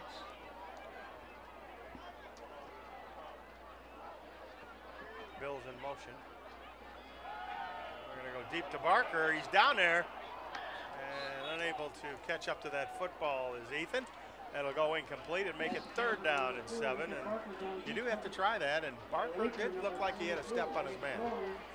Yeah, they definitely like some of these one-on-one matchups with the defensive backs from West Bloomfield. They've been looking Barker's way a lot here tonight. They'll normally do that, of course, but they definitely like something in these one-on-one matchups, especially Barker out there along that far sideline. They did have him by about a step, just couldn't connect on the throw. The defender was there on the back hip of Ethan Barker, and that'll bring up a 3rd down and long, and this is one of those that you'd like to see the Eagles convert. Bills again in motion. Now Crumb's going to take off, trying to get a block from Temple. He does get it. We'll see if he's far enough for the first down. Looks like he might have Run up the left side. Looks like they'll mark him right at that spot, maybe give him a few inches if he's lucky, and just that's a great play by Crum to tuck it and run, but also being aware of where the first down line is and making sure he didn't go out until he got there. As you saw, he lowered the shoulder on that Lakers defensive back and just made sure he got enough for the first down. I've been very impressed with the play of Preston Crum here tonight. 1st and 10 Eagles. Crum back to throw. Gets decent protection. Fires over the middle looking for Barker. I think Ethan thought number 20, Jameer Benjamin out there, was going to level him. He's already had one of those tonight. Doesn't want another one. Let's see here. Man, could have been called interference. 2nd down at 10. Ball is on the Eagle 49-yard line. You got to get down to the 41 of West Bloomfield for a first down. You don't need to get it all here on this play. You do have some downs to work with, so you can get a few yards here and set yourself up for 3rd down. Well, Lakers come on the blitz, and Michael Williams gets the sack. Down goes Crum. He really didn't have a chance on that one. All the way back to the Eisenhower 41. Michael Williams just shot out of a cannon off the top of the line of scrimmage for West Bloomfield. He's been living in the backfield a bit here as of late against this Eagles offensive line. Had a couple batted passes in the first half, also brought down Preston Crum late in that first half when he tried to get outside the pocket, and there just gets right in the face of Preston Crum and is able to bring him down for the sack. Oh, now it's 3rd down at 18 for Eisenhower. Crum steps up. He's going to take off and run. And he's going to get to the outside. Knocked out of bounds there by Adrian Epps. Going to be short of the first down. It'll be 4th down and 9. 4th and 9 now. Let's see. They're going to punt it away. Clock is running. Under 3:50 to go here in the ball, 3rd quarter rather. Luke Neal has not been able to get a high one tonight. Looks like they'll have Samaj Morgan, one of the deep men for West Bloomfield. What do we got?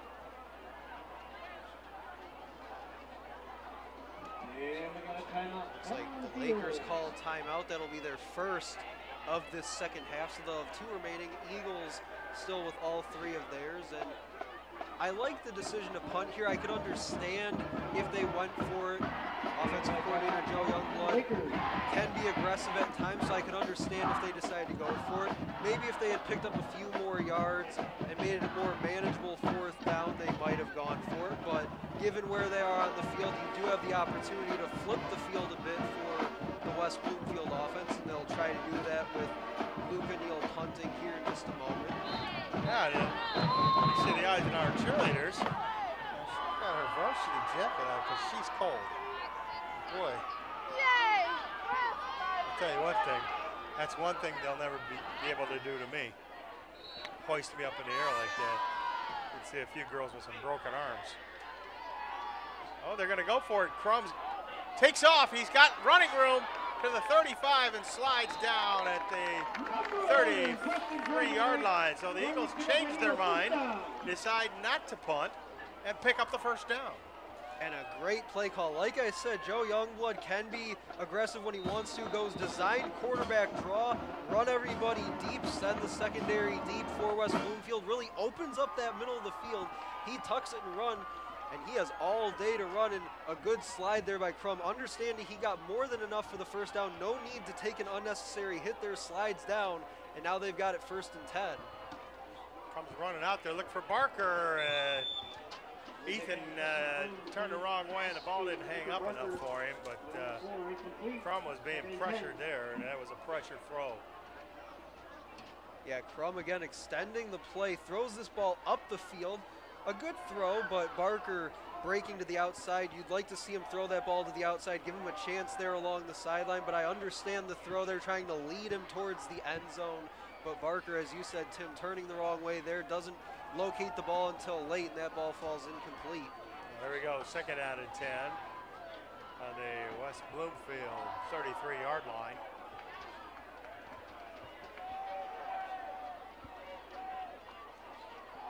From facing a blitz, and he's going to get sacked again. And there's our buddy Michael Williams again, and Benjamin Davis Swain, or Brandon Davis Swain in there. That's going to be a loss of about 8 yards, 7 yards. Didn't have a chance. Michael Williams again just abusing his blocker in front of him. That looks like Krasinski trying to handle the big number 3, 6'3", 215 defensive end, showing you why he's one of the better players in this 2022 class in the state of Michigan. Oh, here we go, 3rd down and 17 for Eisenhower. Oh, pass there, Temple. Connor lost his footing and had to go down. It's going to be 4th down. 4th down now for Eisenhower. Yeah, he secures the catch, which as a receiver you're taught to do, but in any case, actually almost would have been better to just go incomplete as they ended up losing a yard on the completion. It'll be 4th and 18 back at the 41. Now, Luke O'Neill will punt this time, and he'll have, we'll see if he can pooch it inside the 10-yard line. Now what do we got? Somebody jumped on that top of the formation. We'll see which way this goes. Looks like they're going to give it dead ball, offside. encroachment on the defense. It's a 5-yard penalty, still 4th down. It's 5 yards, and it's 4th down. The ball will now rest on the 36-yard line. So O'Neill's going to punt it from there.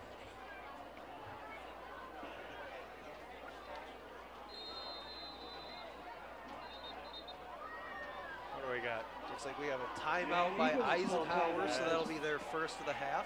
We're going to talk about this. They may want to bring the offense back on with the ball being at the 36-yard line.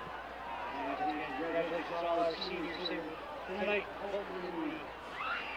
So far, I haven't seen a switch here. Looks like they're still going to punt it. I'd like to thank all the Eisenhower coaches and players for helping us out this year, giving the interviews, sometimes not very pleasant times to do it, but giving interviews on the Eisenhower Eagle Football Review with Coach Chris Smith and myself. We certainly wish them all the best, especially for next season. If they just stick with it, I think they'll be just fine. They've got plenty of talent on this team. Yeah, this is definitely a building year for this program. They've lost a lot of talent over the last few years with some of these teams that they've had, making some deep runs into the playoffs not too long ago. And a younger team than what I think they're used to here on Eisenhower, but they're definitely set up, I think, so here we for go. success in the future. Here we go, Eagles going for it. Now what do we got? A flag, got illegal procedure. Now that'll mark them back 5 yards. And now they might just punt again. Yeah, false start on the offense. It's a 5-yard penalty, still 4th down.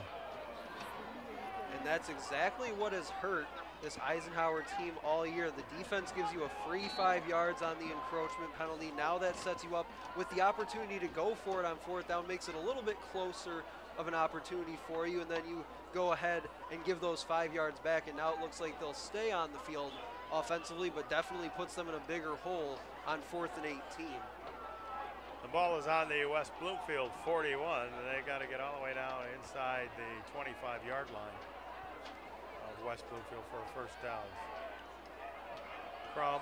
Oh, he's got his man out there. What a catch by Bennett Cardamone. And it'll be a 1st down for Eisenhower. 1st down Eisenhower. Well, that was probably the best throw that Preston Crum has had all night. Just a perfect throw absolutely no window to throw that into the defender. Looks like Adrian Epps never turns around for the ball, and Cardamone goes up over his back and grabs it. From the 18, it's first down. Cardamone's there, and he just avoids getting a real hard smack from number 9, B.J. Rankin. He's going to lose a few yards there. Really didn't do a good job of selling that, as the West Bloomfield Lakers were not fooled on defense. It'll be second down and 14. The ball rests on the West Bloomfield 22. Yeah, that's one where he sells the play fake so hard that Crum actually starts drifting to that left side of the line. That's where Cardamone was leaking out of the backfield. So you get those linebackers moving downhill to that side, and just makes it a lot easier for them to make the play. They come again, throws in a corner for Cardamone, and he wasn't looking. And Crum kind of had to get rid of it as number 6, Derek Gordon, was in on him. Quicker than you could say in on him. Rush throw, so now it's third down and long, and you've got to do something here. You got to pick up some chunk yards. Yeah, and I wouldn't be surprised in this situation if West Bloomfield brings a little bit of pressure. We've seen them do that more than a few times here on third down. Now in third down and long situation, put some pressure on Crum, but he's handled that pressure really well here tonight, so I wouldn't be surprised if he's able to extend the play if they do bring pressure, get outside the pocket and make a throw downfield and have a chance to move the chains again. Crum back to throw, they're coming, and throw up for Barker. He's got it! Touchdown, Eisenhower!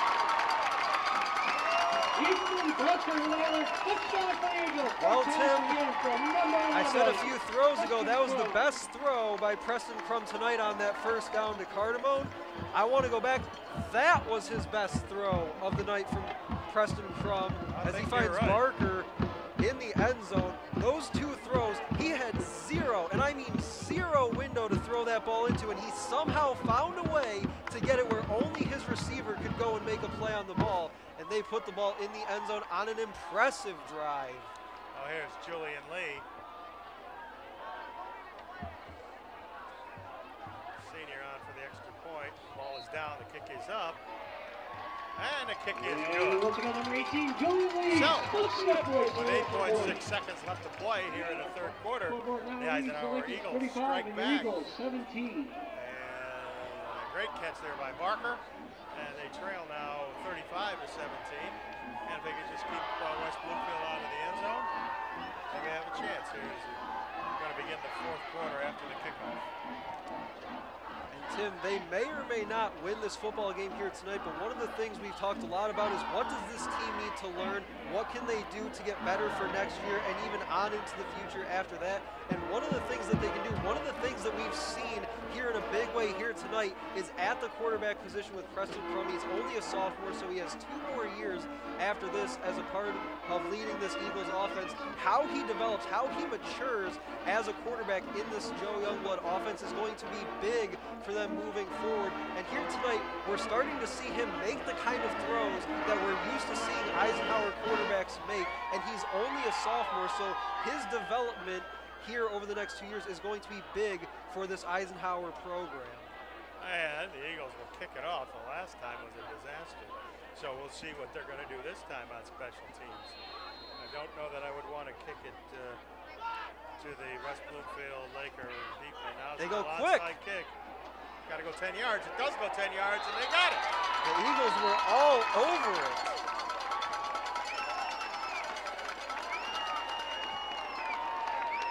The officials say yes. It did go 10 yards, and the Eagles did recover it.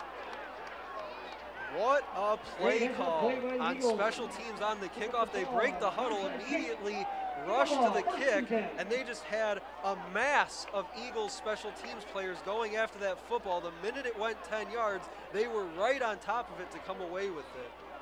And I tell you what, whoever's watching this film, the next opponent for West Bloomfield, I'll pick up a few things.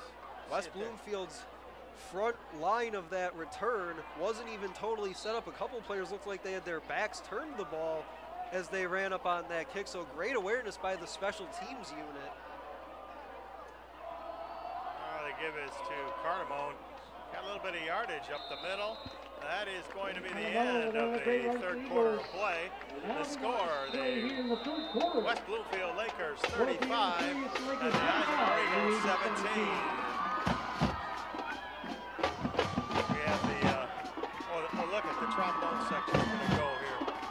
See the replay of Cardamone getting tough yardage. Some of you kids, don't try this stuff at home. You get your head knocked off. This is trusting the guy next to you, the person next to you, to understand their assignment and know what they're supposed to be doing. Whereas you said, Tim, it could get very ugly very quick. Even the drummers are kind of quick back there. Oh, that's a nice one. Even the Eagles sideline getting into it. Some of the players down there having some fun as they are not going down quietly here tonight. They come up with a big touchdown pass from to Barker in the end zone, in the corner of the end zone, now come away with the onside kick, and all of a sudden they've got it in plus territory as we begin the fourth and final quarter. 2nd and 6 from the 46 of West Bloomfield. Crum back to throw, being rushed. Watch out. He's going to be manhandled there by number 11, Brandon Davis Swain. It's going to be a loss of a couple of yards. That hole did close quick, you see, for Cardamone. He thought he might have had some room, but Davis Swain was right there. And he made just a move to grab a hold of Preston Crum. So now it's 3rd down and 8. Marker comes off the field, limping. He's got that knee that he injured last year. It's remarkable that he's even playing this year. He worked really hard to rehab it. Ball's on the 48 now, West Bloomfield. The Eagles need to pick up some yardage to get it to Cardamone. He's got it. He's close to the 1st down. We'll see how far he goes forward. He might just be. He might be a tad short, and it will be 4th down and a half yard. Look at this play.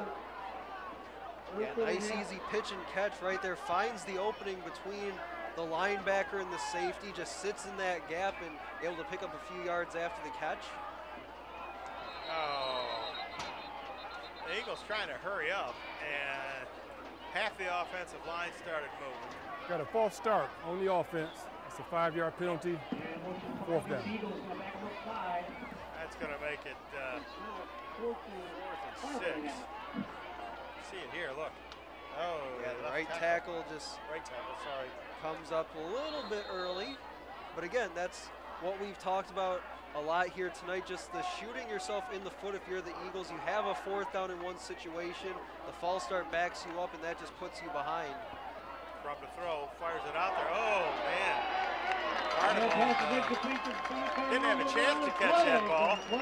As old number 8 there on the coverage, Kyle Johnson. Got defensive pass interference. It's a 15-yard penalty from the line of scrimmage. Give the 1st down.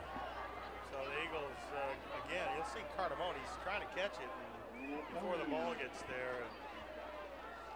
Johnson just trying to make a play on the ball, but tries to go through Cardamone in order to do so, and that'll draw the flag every time. So it moves the ball all the way down to the West Bloomfield 31, where it'll be 1st and 10.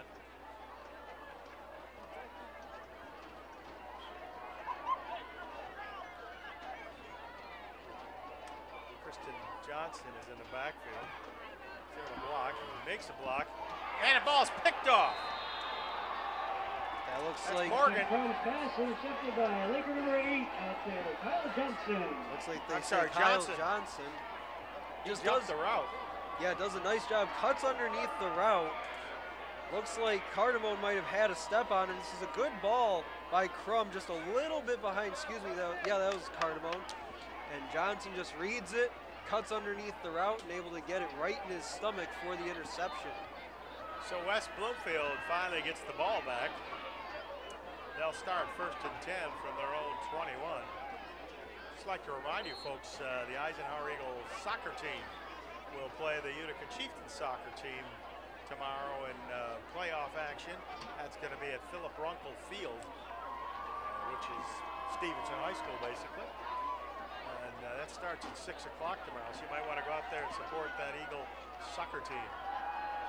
Yeah, what a great matchup for a district final between those two teams. Couldn't ask for anything better. Here goes Nance, taking off up the middle. A couple guys fell. Cardamones grabs him. He's got the first down. Now it's a rugby scrum. The ball carrier. Finally, Kenneth Jones. finally they go down. Nance goes down. But not till he gets the first down up to the 34-yard line. Yeah, that was Kenneth Jones, the third out of the Wildcat for the Lakers. Did well there at the end of the run. Just keep that pile moving. Looks like they gave him a few extra yards there as they were able to drag that pile ahead. Just about 2 minutes into this final quarter. Looks like that might be Looks like Jones is gonna again. Run, in the Wildcat again. No, he gives the ball off there to number 12, D'Angelo Thomas, trying to go around the right side. Finally knocked out of bounds. Thrown down there. Waiting for a flag. Could be a little dangerous. Don't want to be doing that. The ball carrier, number 36, on the senior sidelines. Good tackle there by Kevin Steele. Steele. But he got a little overzealous there. Look at Steele chasing him. So Dog stays in the play, and he tackles him on the sideline out of bounds. That easily could have been a penalty.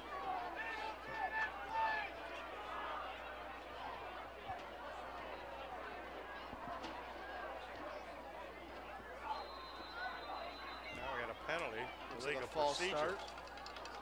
Yeah, false start, legal procedure. All of them wrapped in one. It's going to be 5 yards against the Lakers. So they'll move them back to their own 43-yard line, where they'll have it 1st and 15. Had a false start on the offense. It's a 5-yard penalty. Still first down. Well, Jones is going to run the Wildcat. Looks like Nance may be done for the night. Yeah, you're up a couple scores. Don't want to get your starting quarterback injured heading into the postseason. You'll need him, as there's no easy games. There goes Jones. Oh, he's nailed on a nice Number 22. hard tackle there by Ciamatero. It'll be 2nd down and 8. Ball's right on the 50-yard line. Yeah, just a hard run by Jones there, weaving his way through the Eagles defense, gets the first down right around midfield.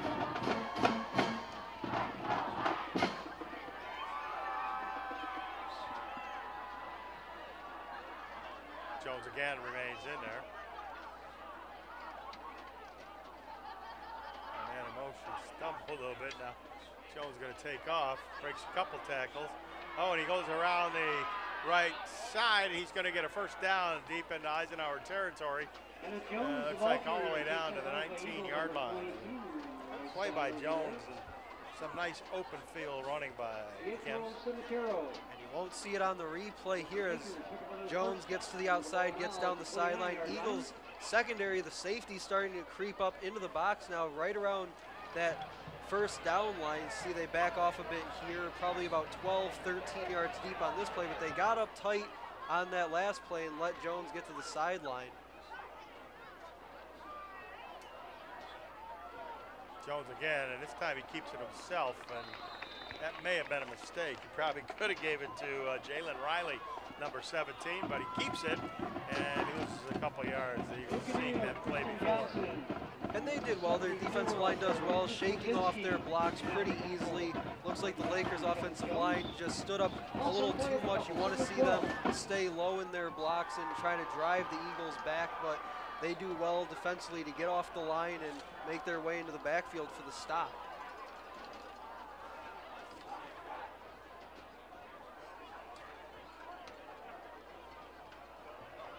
Jones is going to hand off there to number 12, D'Angelo Thomas.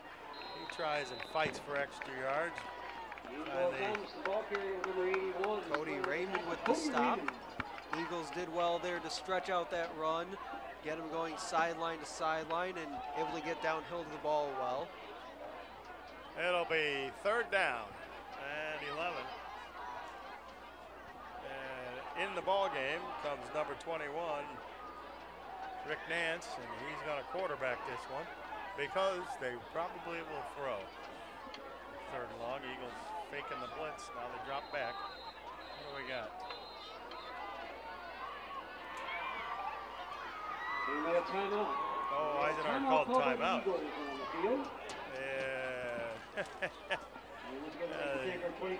Sideline official came running out there pointing emphatically that Eisenhower called the timeout, and that's good. Eagles got to talk this over.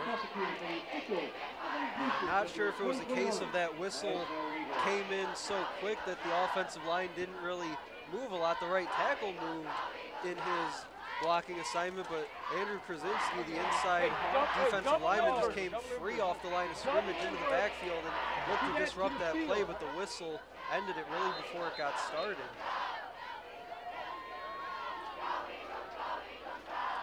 Cameraman Nick Ponticelli down there doing hard work on that sideline, getting us some great shots. So here we go. It's going to be 3rd and 11. West Bloomfield's going to keep Nance in there as well as Ken Jones in the backfield. Now Nance is going to come out, or he's just going to go talk to his coach. Yeah, okay, he's talking to his coach. He's got the play now. We'll see here if they can pick up a 1st down on 3rd and 11. Morgan in motion. Morgan's got it. He's got a man down there. Touchdown, West Bloomfield. Razzle dazzle. 21 to what 1 to 19. A play call. They get Morgan in motion. They hand it off to him. Everybody on the defense reading run, and all of a sudden the secondary forgets to cover on the back end. That leaves the receiver wide open downfield. Yeah, and that he just was walks into the end zone for the touchdown. It looks like number 19. Pietro Cimetiero got fooled on that fake play, and number 19 Herring was wide open. And a good pass, and there's a touchdown for West Bloomfield. And on for the extra point.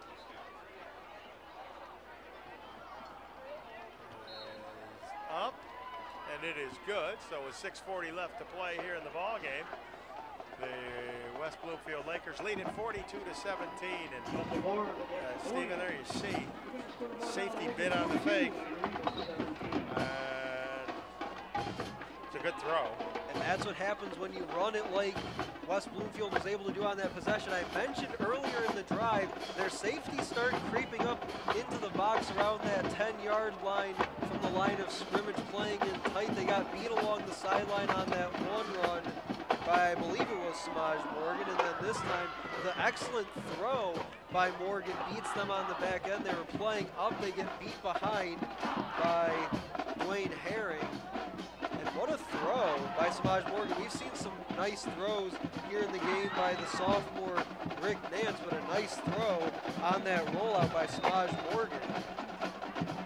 And he has been really their star tonight.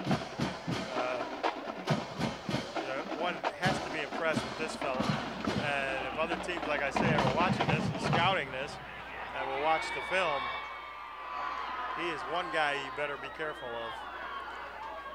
Absolutely. If I had to say for teams that will eventually play this Lakers team in the playoffs here over the next few weeks, one player you want to watch out for offensively, Samaj Morgan, number 1 in white. Defensively, you definitely have to watch out for Michael Williams, the second linebacker, defensive end on defense for the Lakers. Two guys that when you're scouting this team are going to show up a lot on film.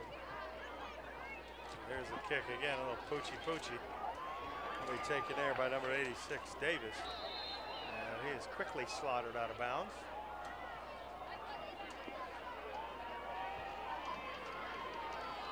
And Stephen, we have pizza tonight. And you know who brought that pizza? Esplendidos. And I'm not gonna lie to anybody out there. I had 4 pieces. It was so good. So you should go there. I want you to go there, not after the game, but tomorrow. Watch the Michigan game or whatever, and get yourself an Esplendido pizza, because you know what? It's delicioso. call. 586-739-1070 is their phone number. Shelkowski gets the carry. Number 27, Dan Sokowski, the ball carrier for the Eagles this time. Danny gets it up about 4 yards. It'll be second down and 6. You see a lot of the seniors will be out there.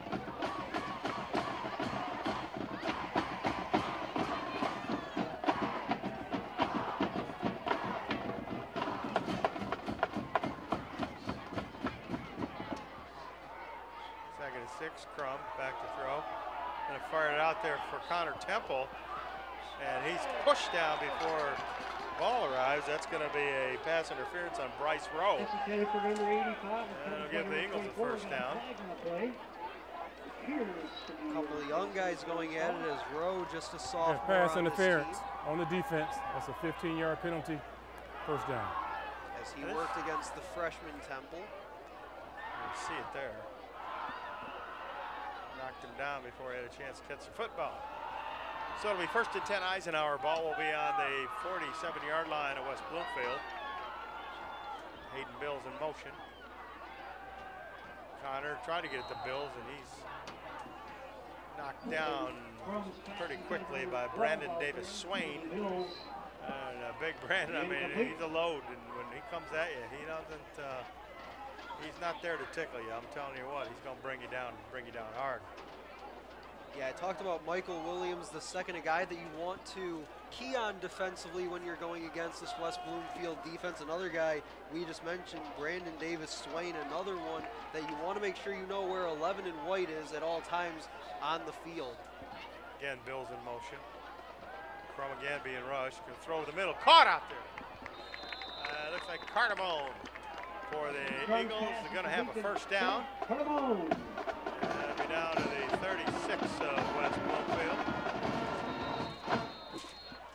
And one thing I've enjoyed watching here tonight from Swinehart Field, a couple of sophomore quarterbacks battling it out on each side. Rick Nance for West Bloomfield and Preston Crum here for Eisenhower. I've really liked the development of Preston Crum here tonight and some of the throws that he's made, some of the plays that he's been able to extend. Cardamone in motion. He's going to get the football.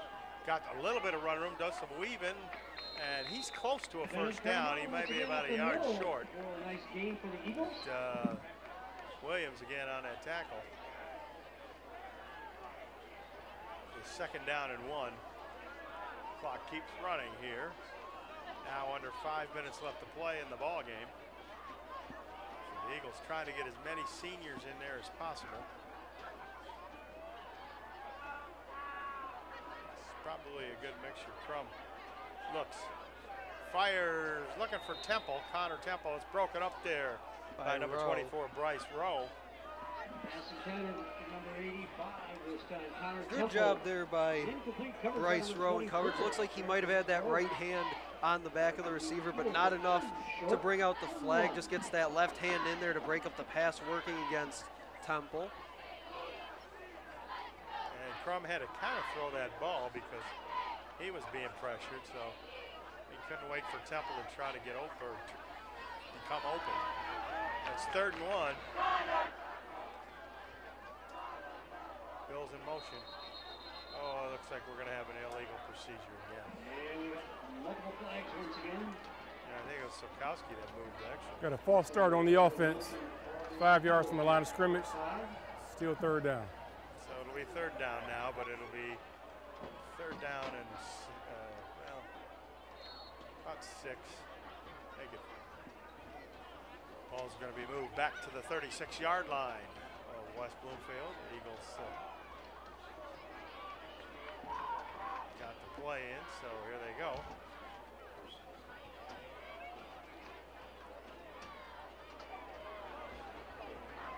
No Ethan Barker on the field for them right now. He's sitting on the sideline, so they won't be able to target him here.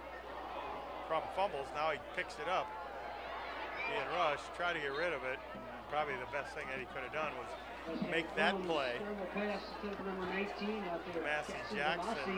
Jackson DeMassey rather, back there.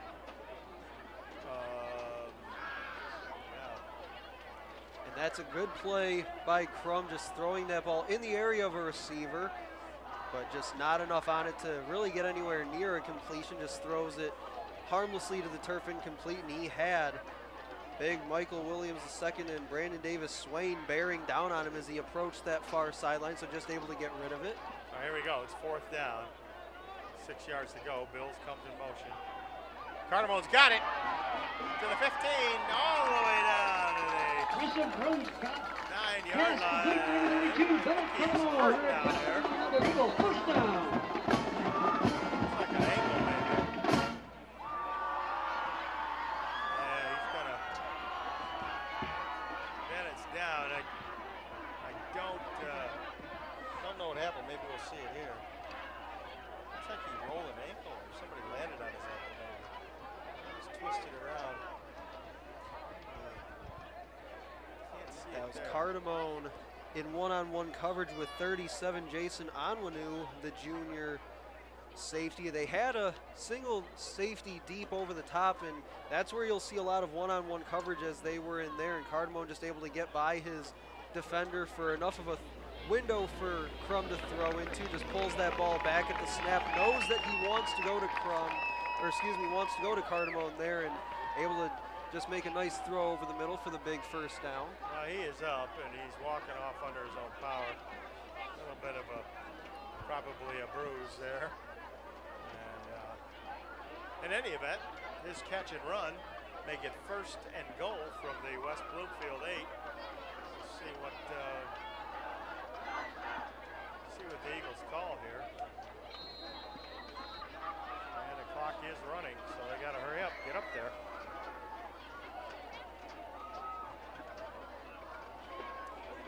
Kowski will be the back in the backfield.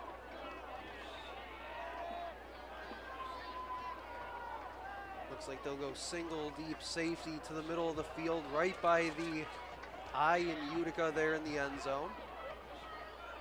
West Bloomfield showing blitz. There's a pass out to Daniel Sokowski. Touchdown, Eisenhower. And a great play design. They go play action going right to left towards the far side of the field. They run Zolkowski out the other way. You see him leak out there. He holds on to that fake long enough to get the defense flowing one way, then all of a sudden pulls it out, throws the other way, and Zolkowski's wide open out of the backfield, and the defense is just way too far out of position to come back and make a play on the football. Julian Leon for the extra point attempt.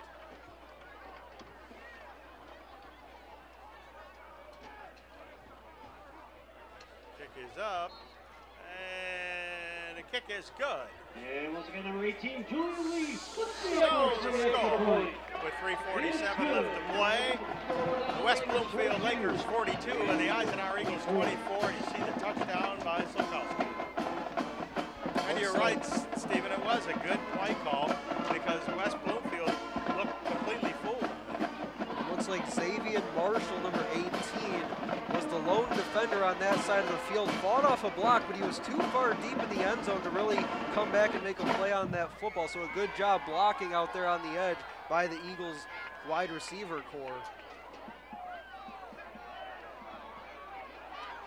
We'll see if they're going to try that onside kick again, you know, that trickety play.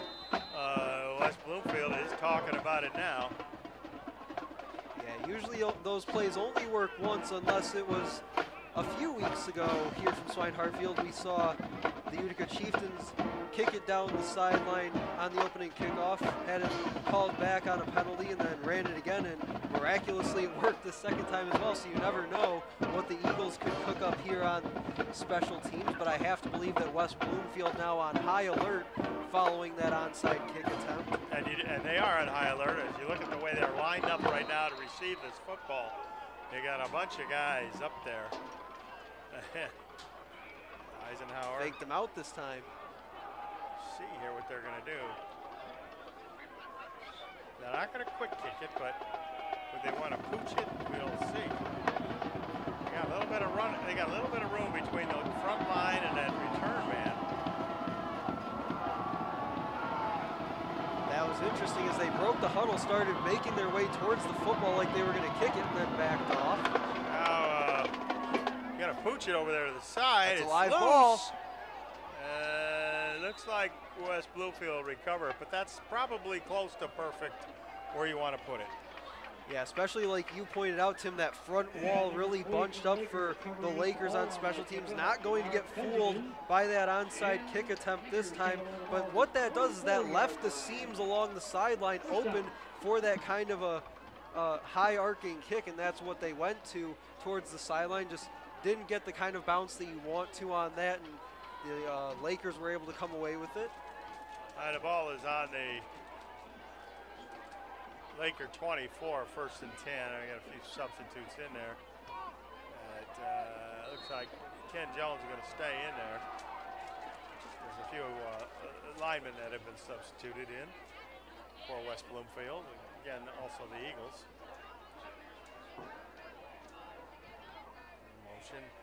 Give theirs to number 17, Jalen Riley. Got a little bit of running room finally. Tackle down there, but he gets a first down. That was number 3, Frank Asta with the tackle. 1st and 10 for West Bloomfield. And a nice run there on the edge by the senior wide receiver, Jalen Riley.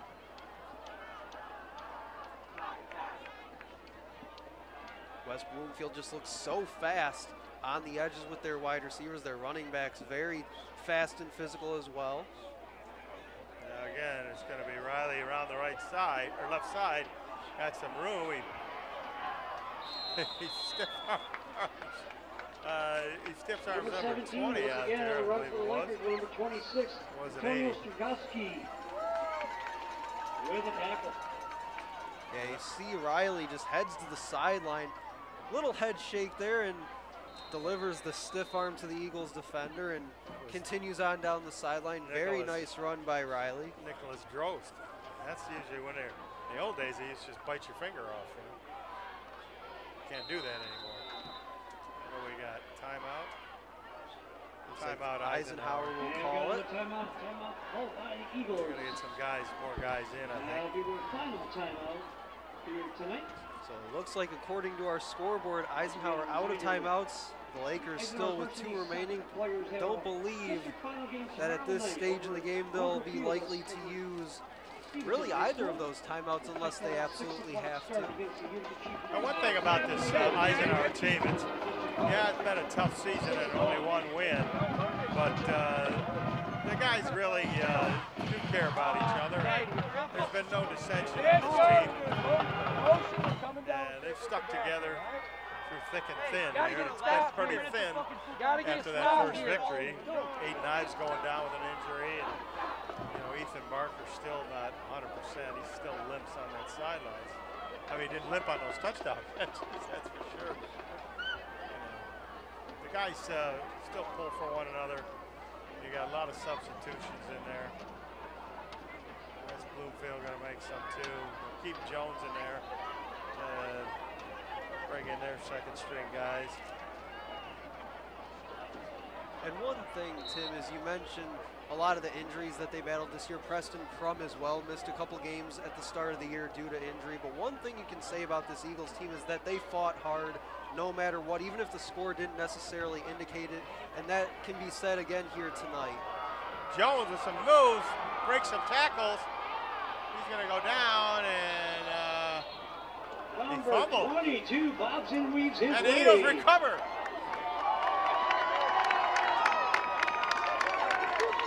Looks like Brandon Kedrow, number 30, comes off the pile at the goal line with that football for the Eagles. What a run by Kenneth Jones III, but just trying to reach for that goal line, had the ball punched out. Looks like right there he gets spun around, the Eagles able to get to it. Looks like Kedrow's the one that punched it out and then falls on it there at the goal line. What a play. Danny Lester was making a tackle and Kedrow came in and knocked the football away. That's something we've seen on a number of occasions. That ball carrier gets downfield for West Bloomfield. The Eagles just trying to hold him up, get a couple defenders to the football, try to strip that ball away. They forced a fumble earlier in the game. They get one there in a big play that started out looking like it was going to go as a touchdown for West Bloomfield. Now gives the Eagles the football at their 20-yard line. And we do not see Preston Crum out here. need some extra guys, though. Looks like Kedro's in the backfield.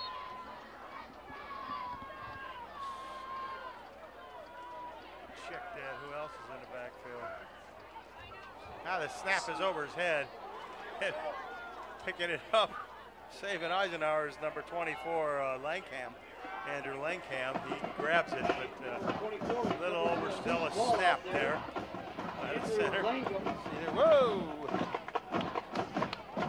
Now it looks like both teams officially going with their backups here. Looks like Brandon Davis Swain will exit the football game probably for the last time here tonight inside 2 minutes of play. So officially both teams will play out the rest of our game with their subs in.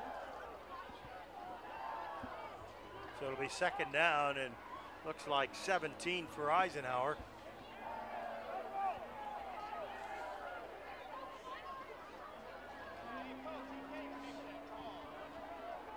See how this snap goes to Kedro.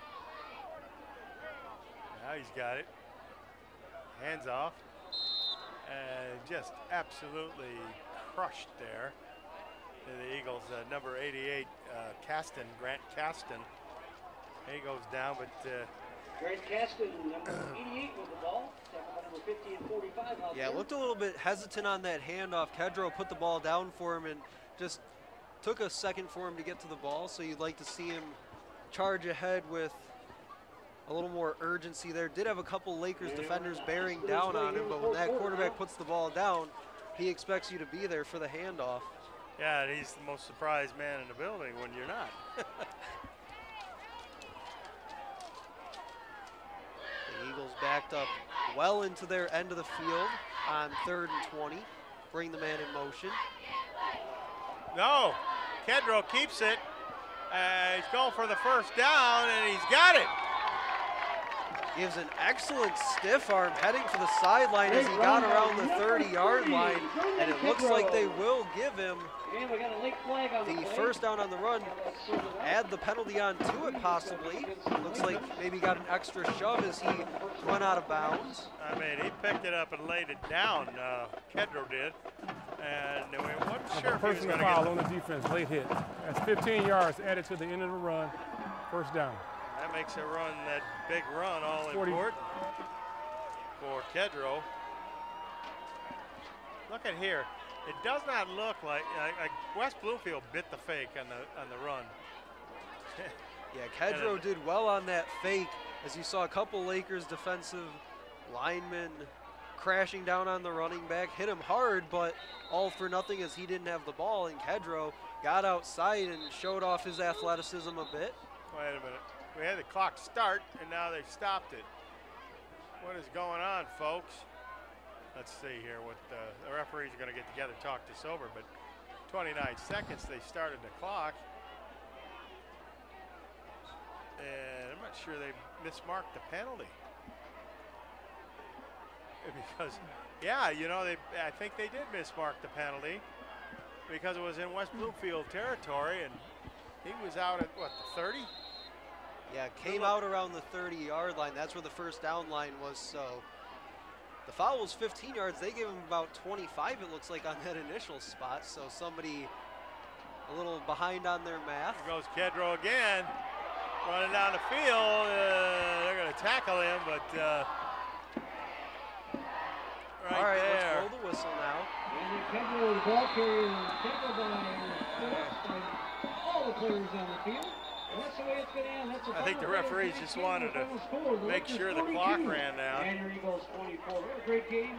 Give both teams a big hand. Yeah, another nice run to end our game by Brandon Kedro. He's a guy, just a sophomore, one of the young players, one of the young pieces on this Eisenhower team that they can look forward to here over the next couple of years to build around another one, being their quarterback Preston Crum. But that'll do it from Swinehart Field. 42-24, the final score here as West Bloomfield comes in, gets it done over the Eagles. They improve to 8-1 on the year. They've won 8 straight games, and they will await their fate in the playoff hunt on Sunday evening. Eagles fall to 1-8 on the year. Their season comes to an end, so they'll look ahead to 2022. Big shout out to our crew here this evening, camera crew, everybody down in the truck. Big thank you to you tonight and all season long. Once again, final score 42-21, West Bloomfield over Eisenhower. This has been a presentation of Shelby TV.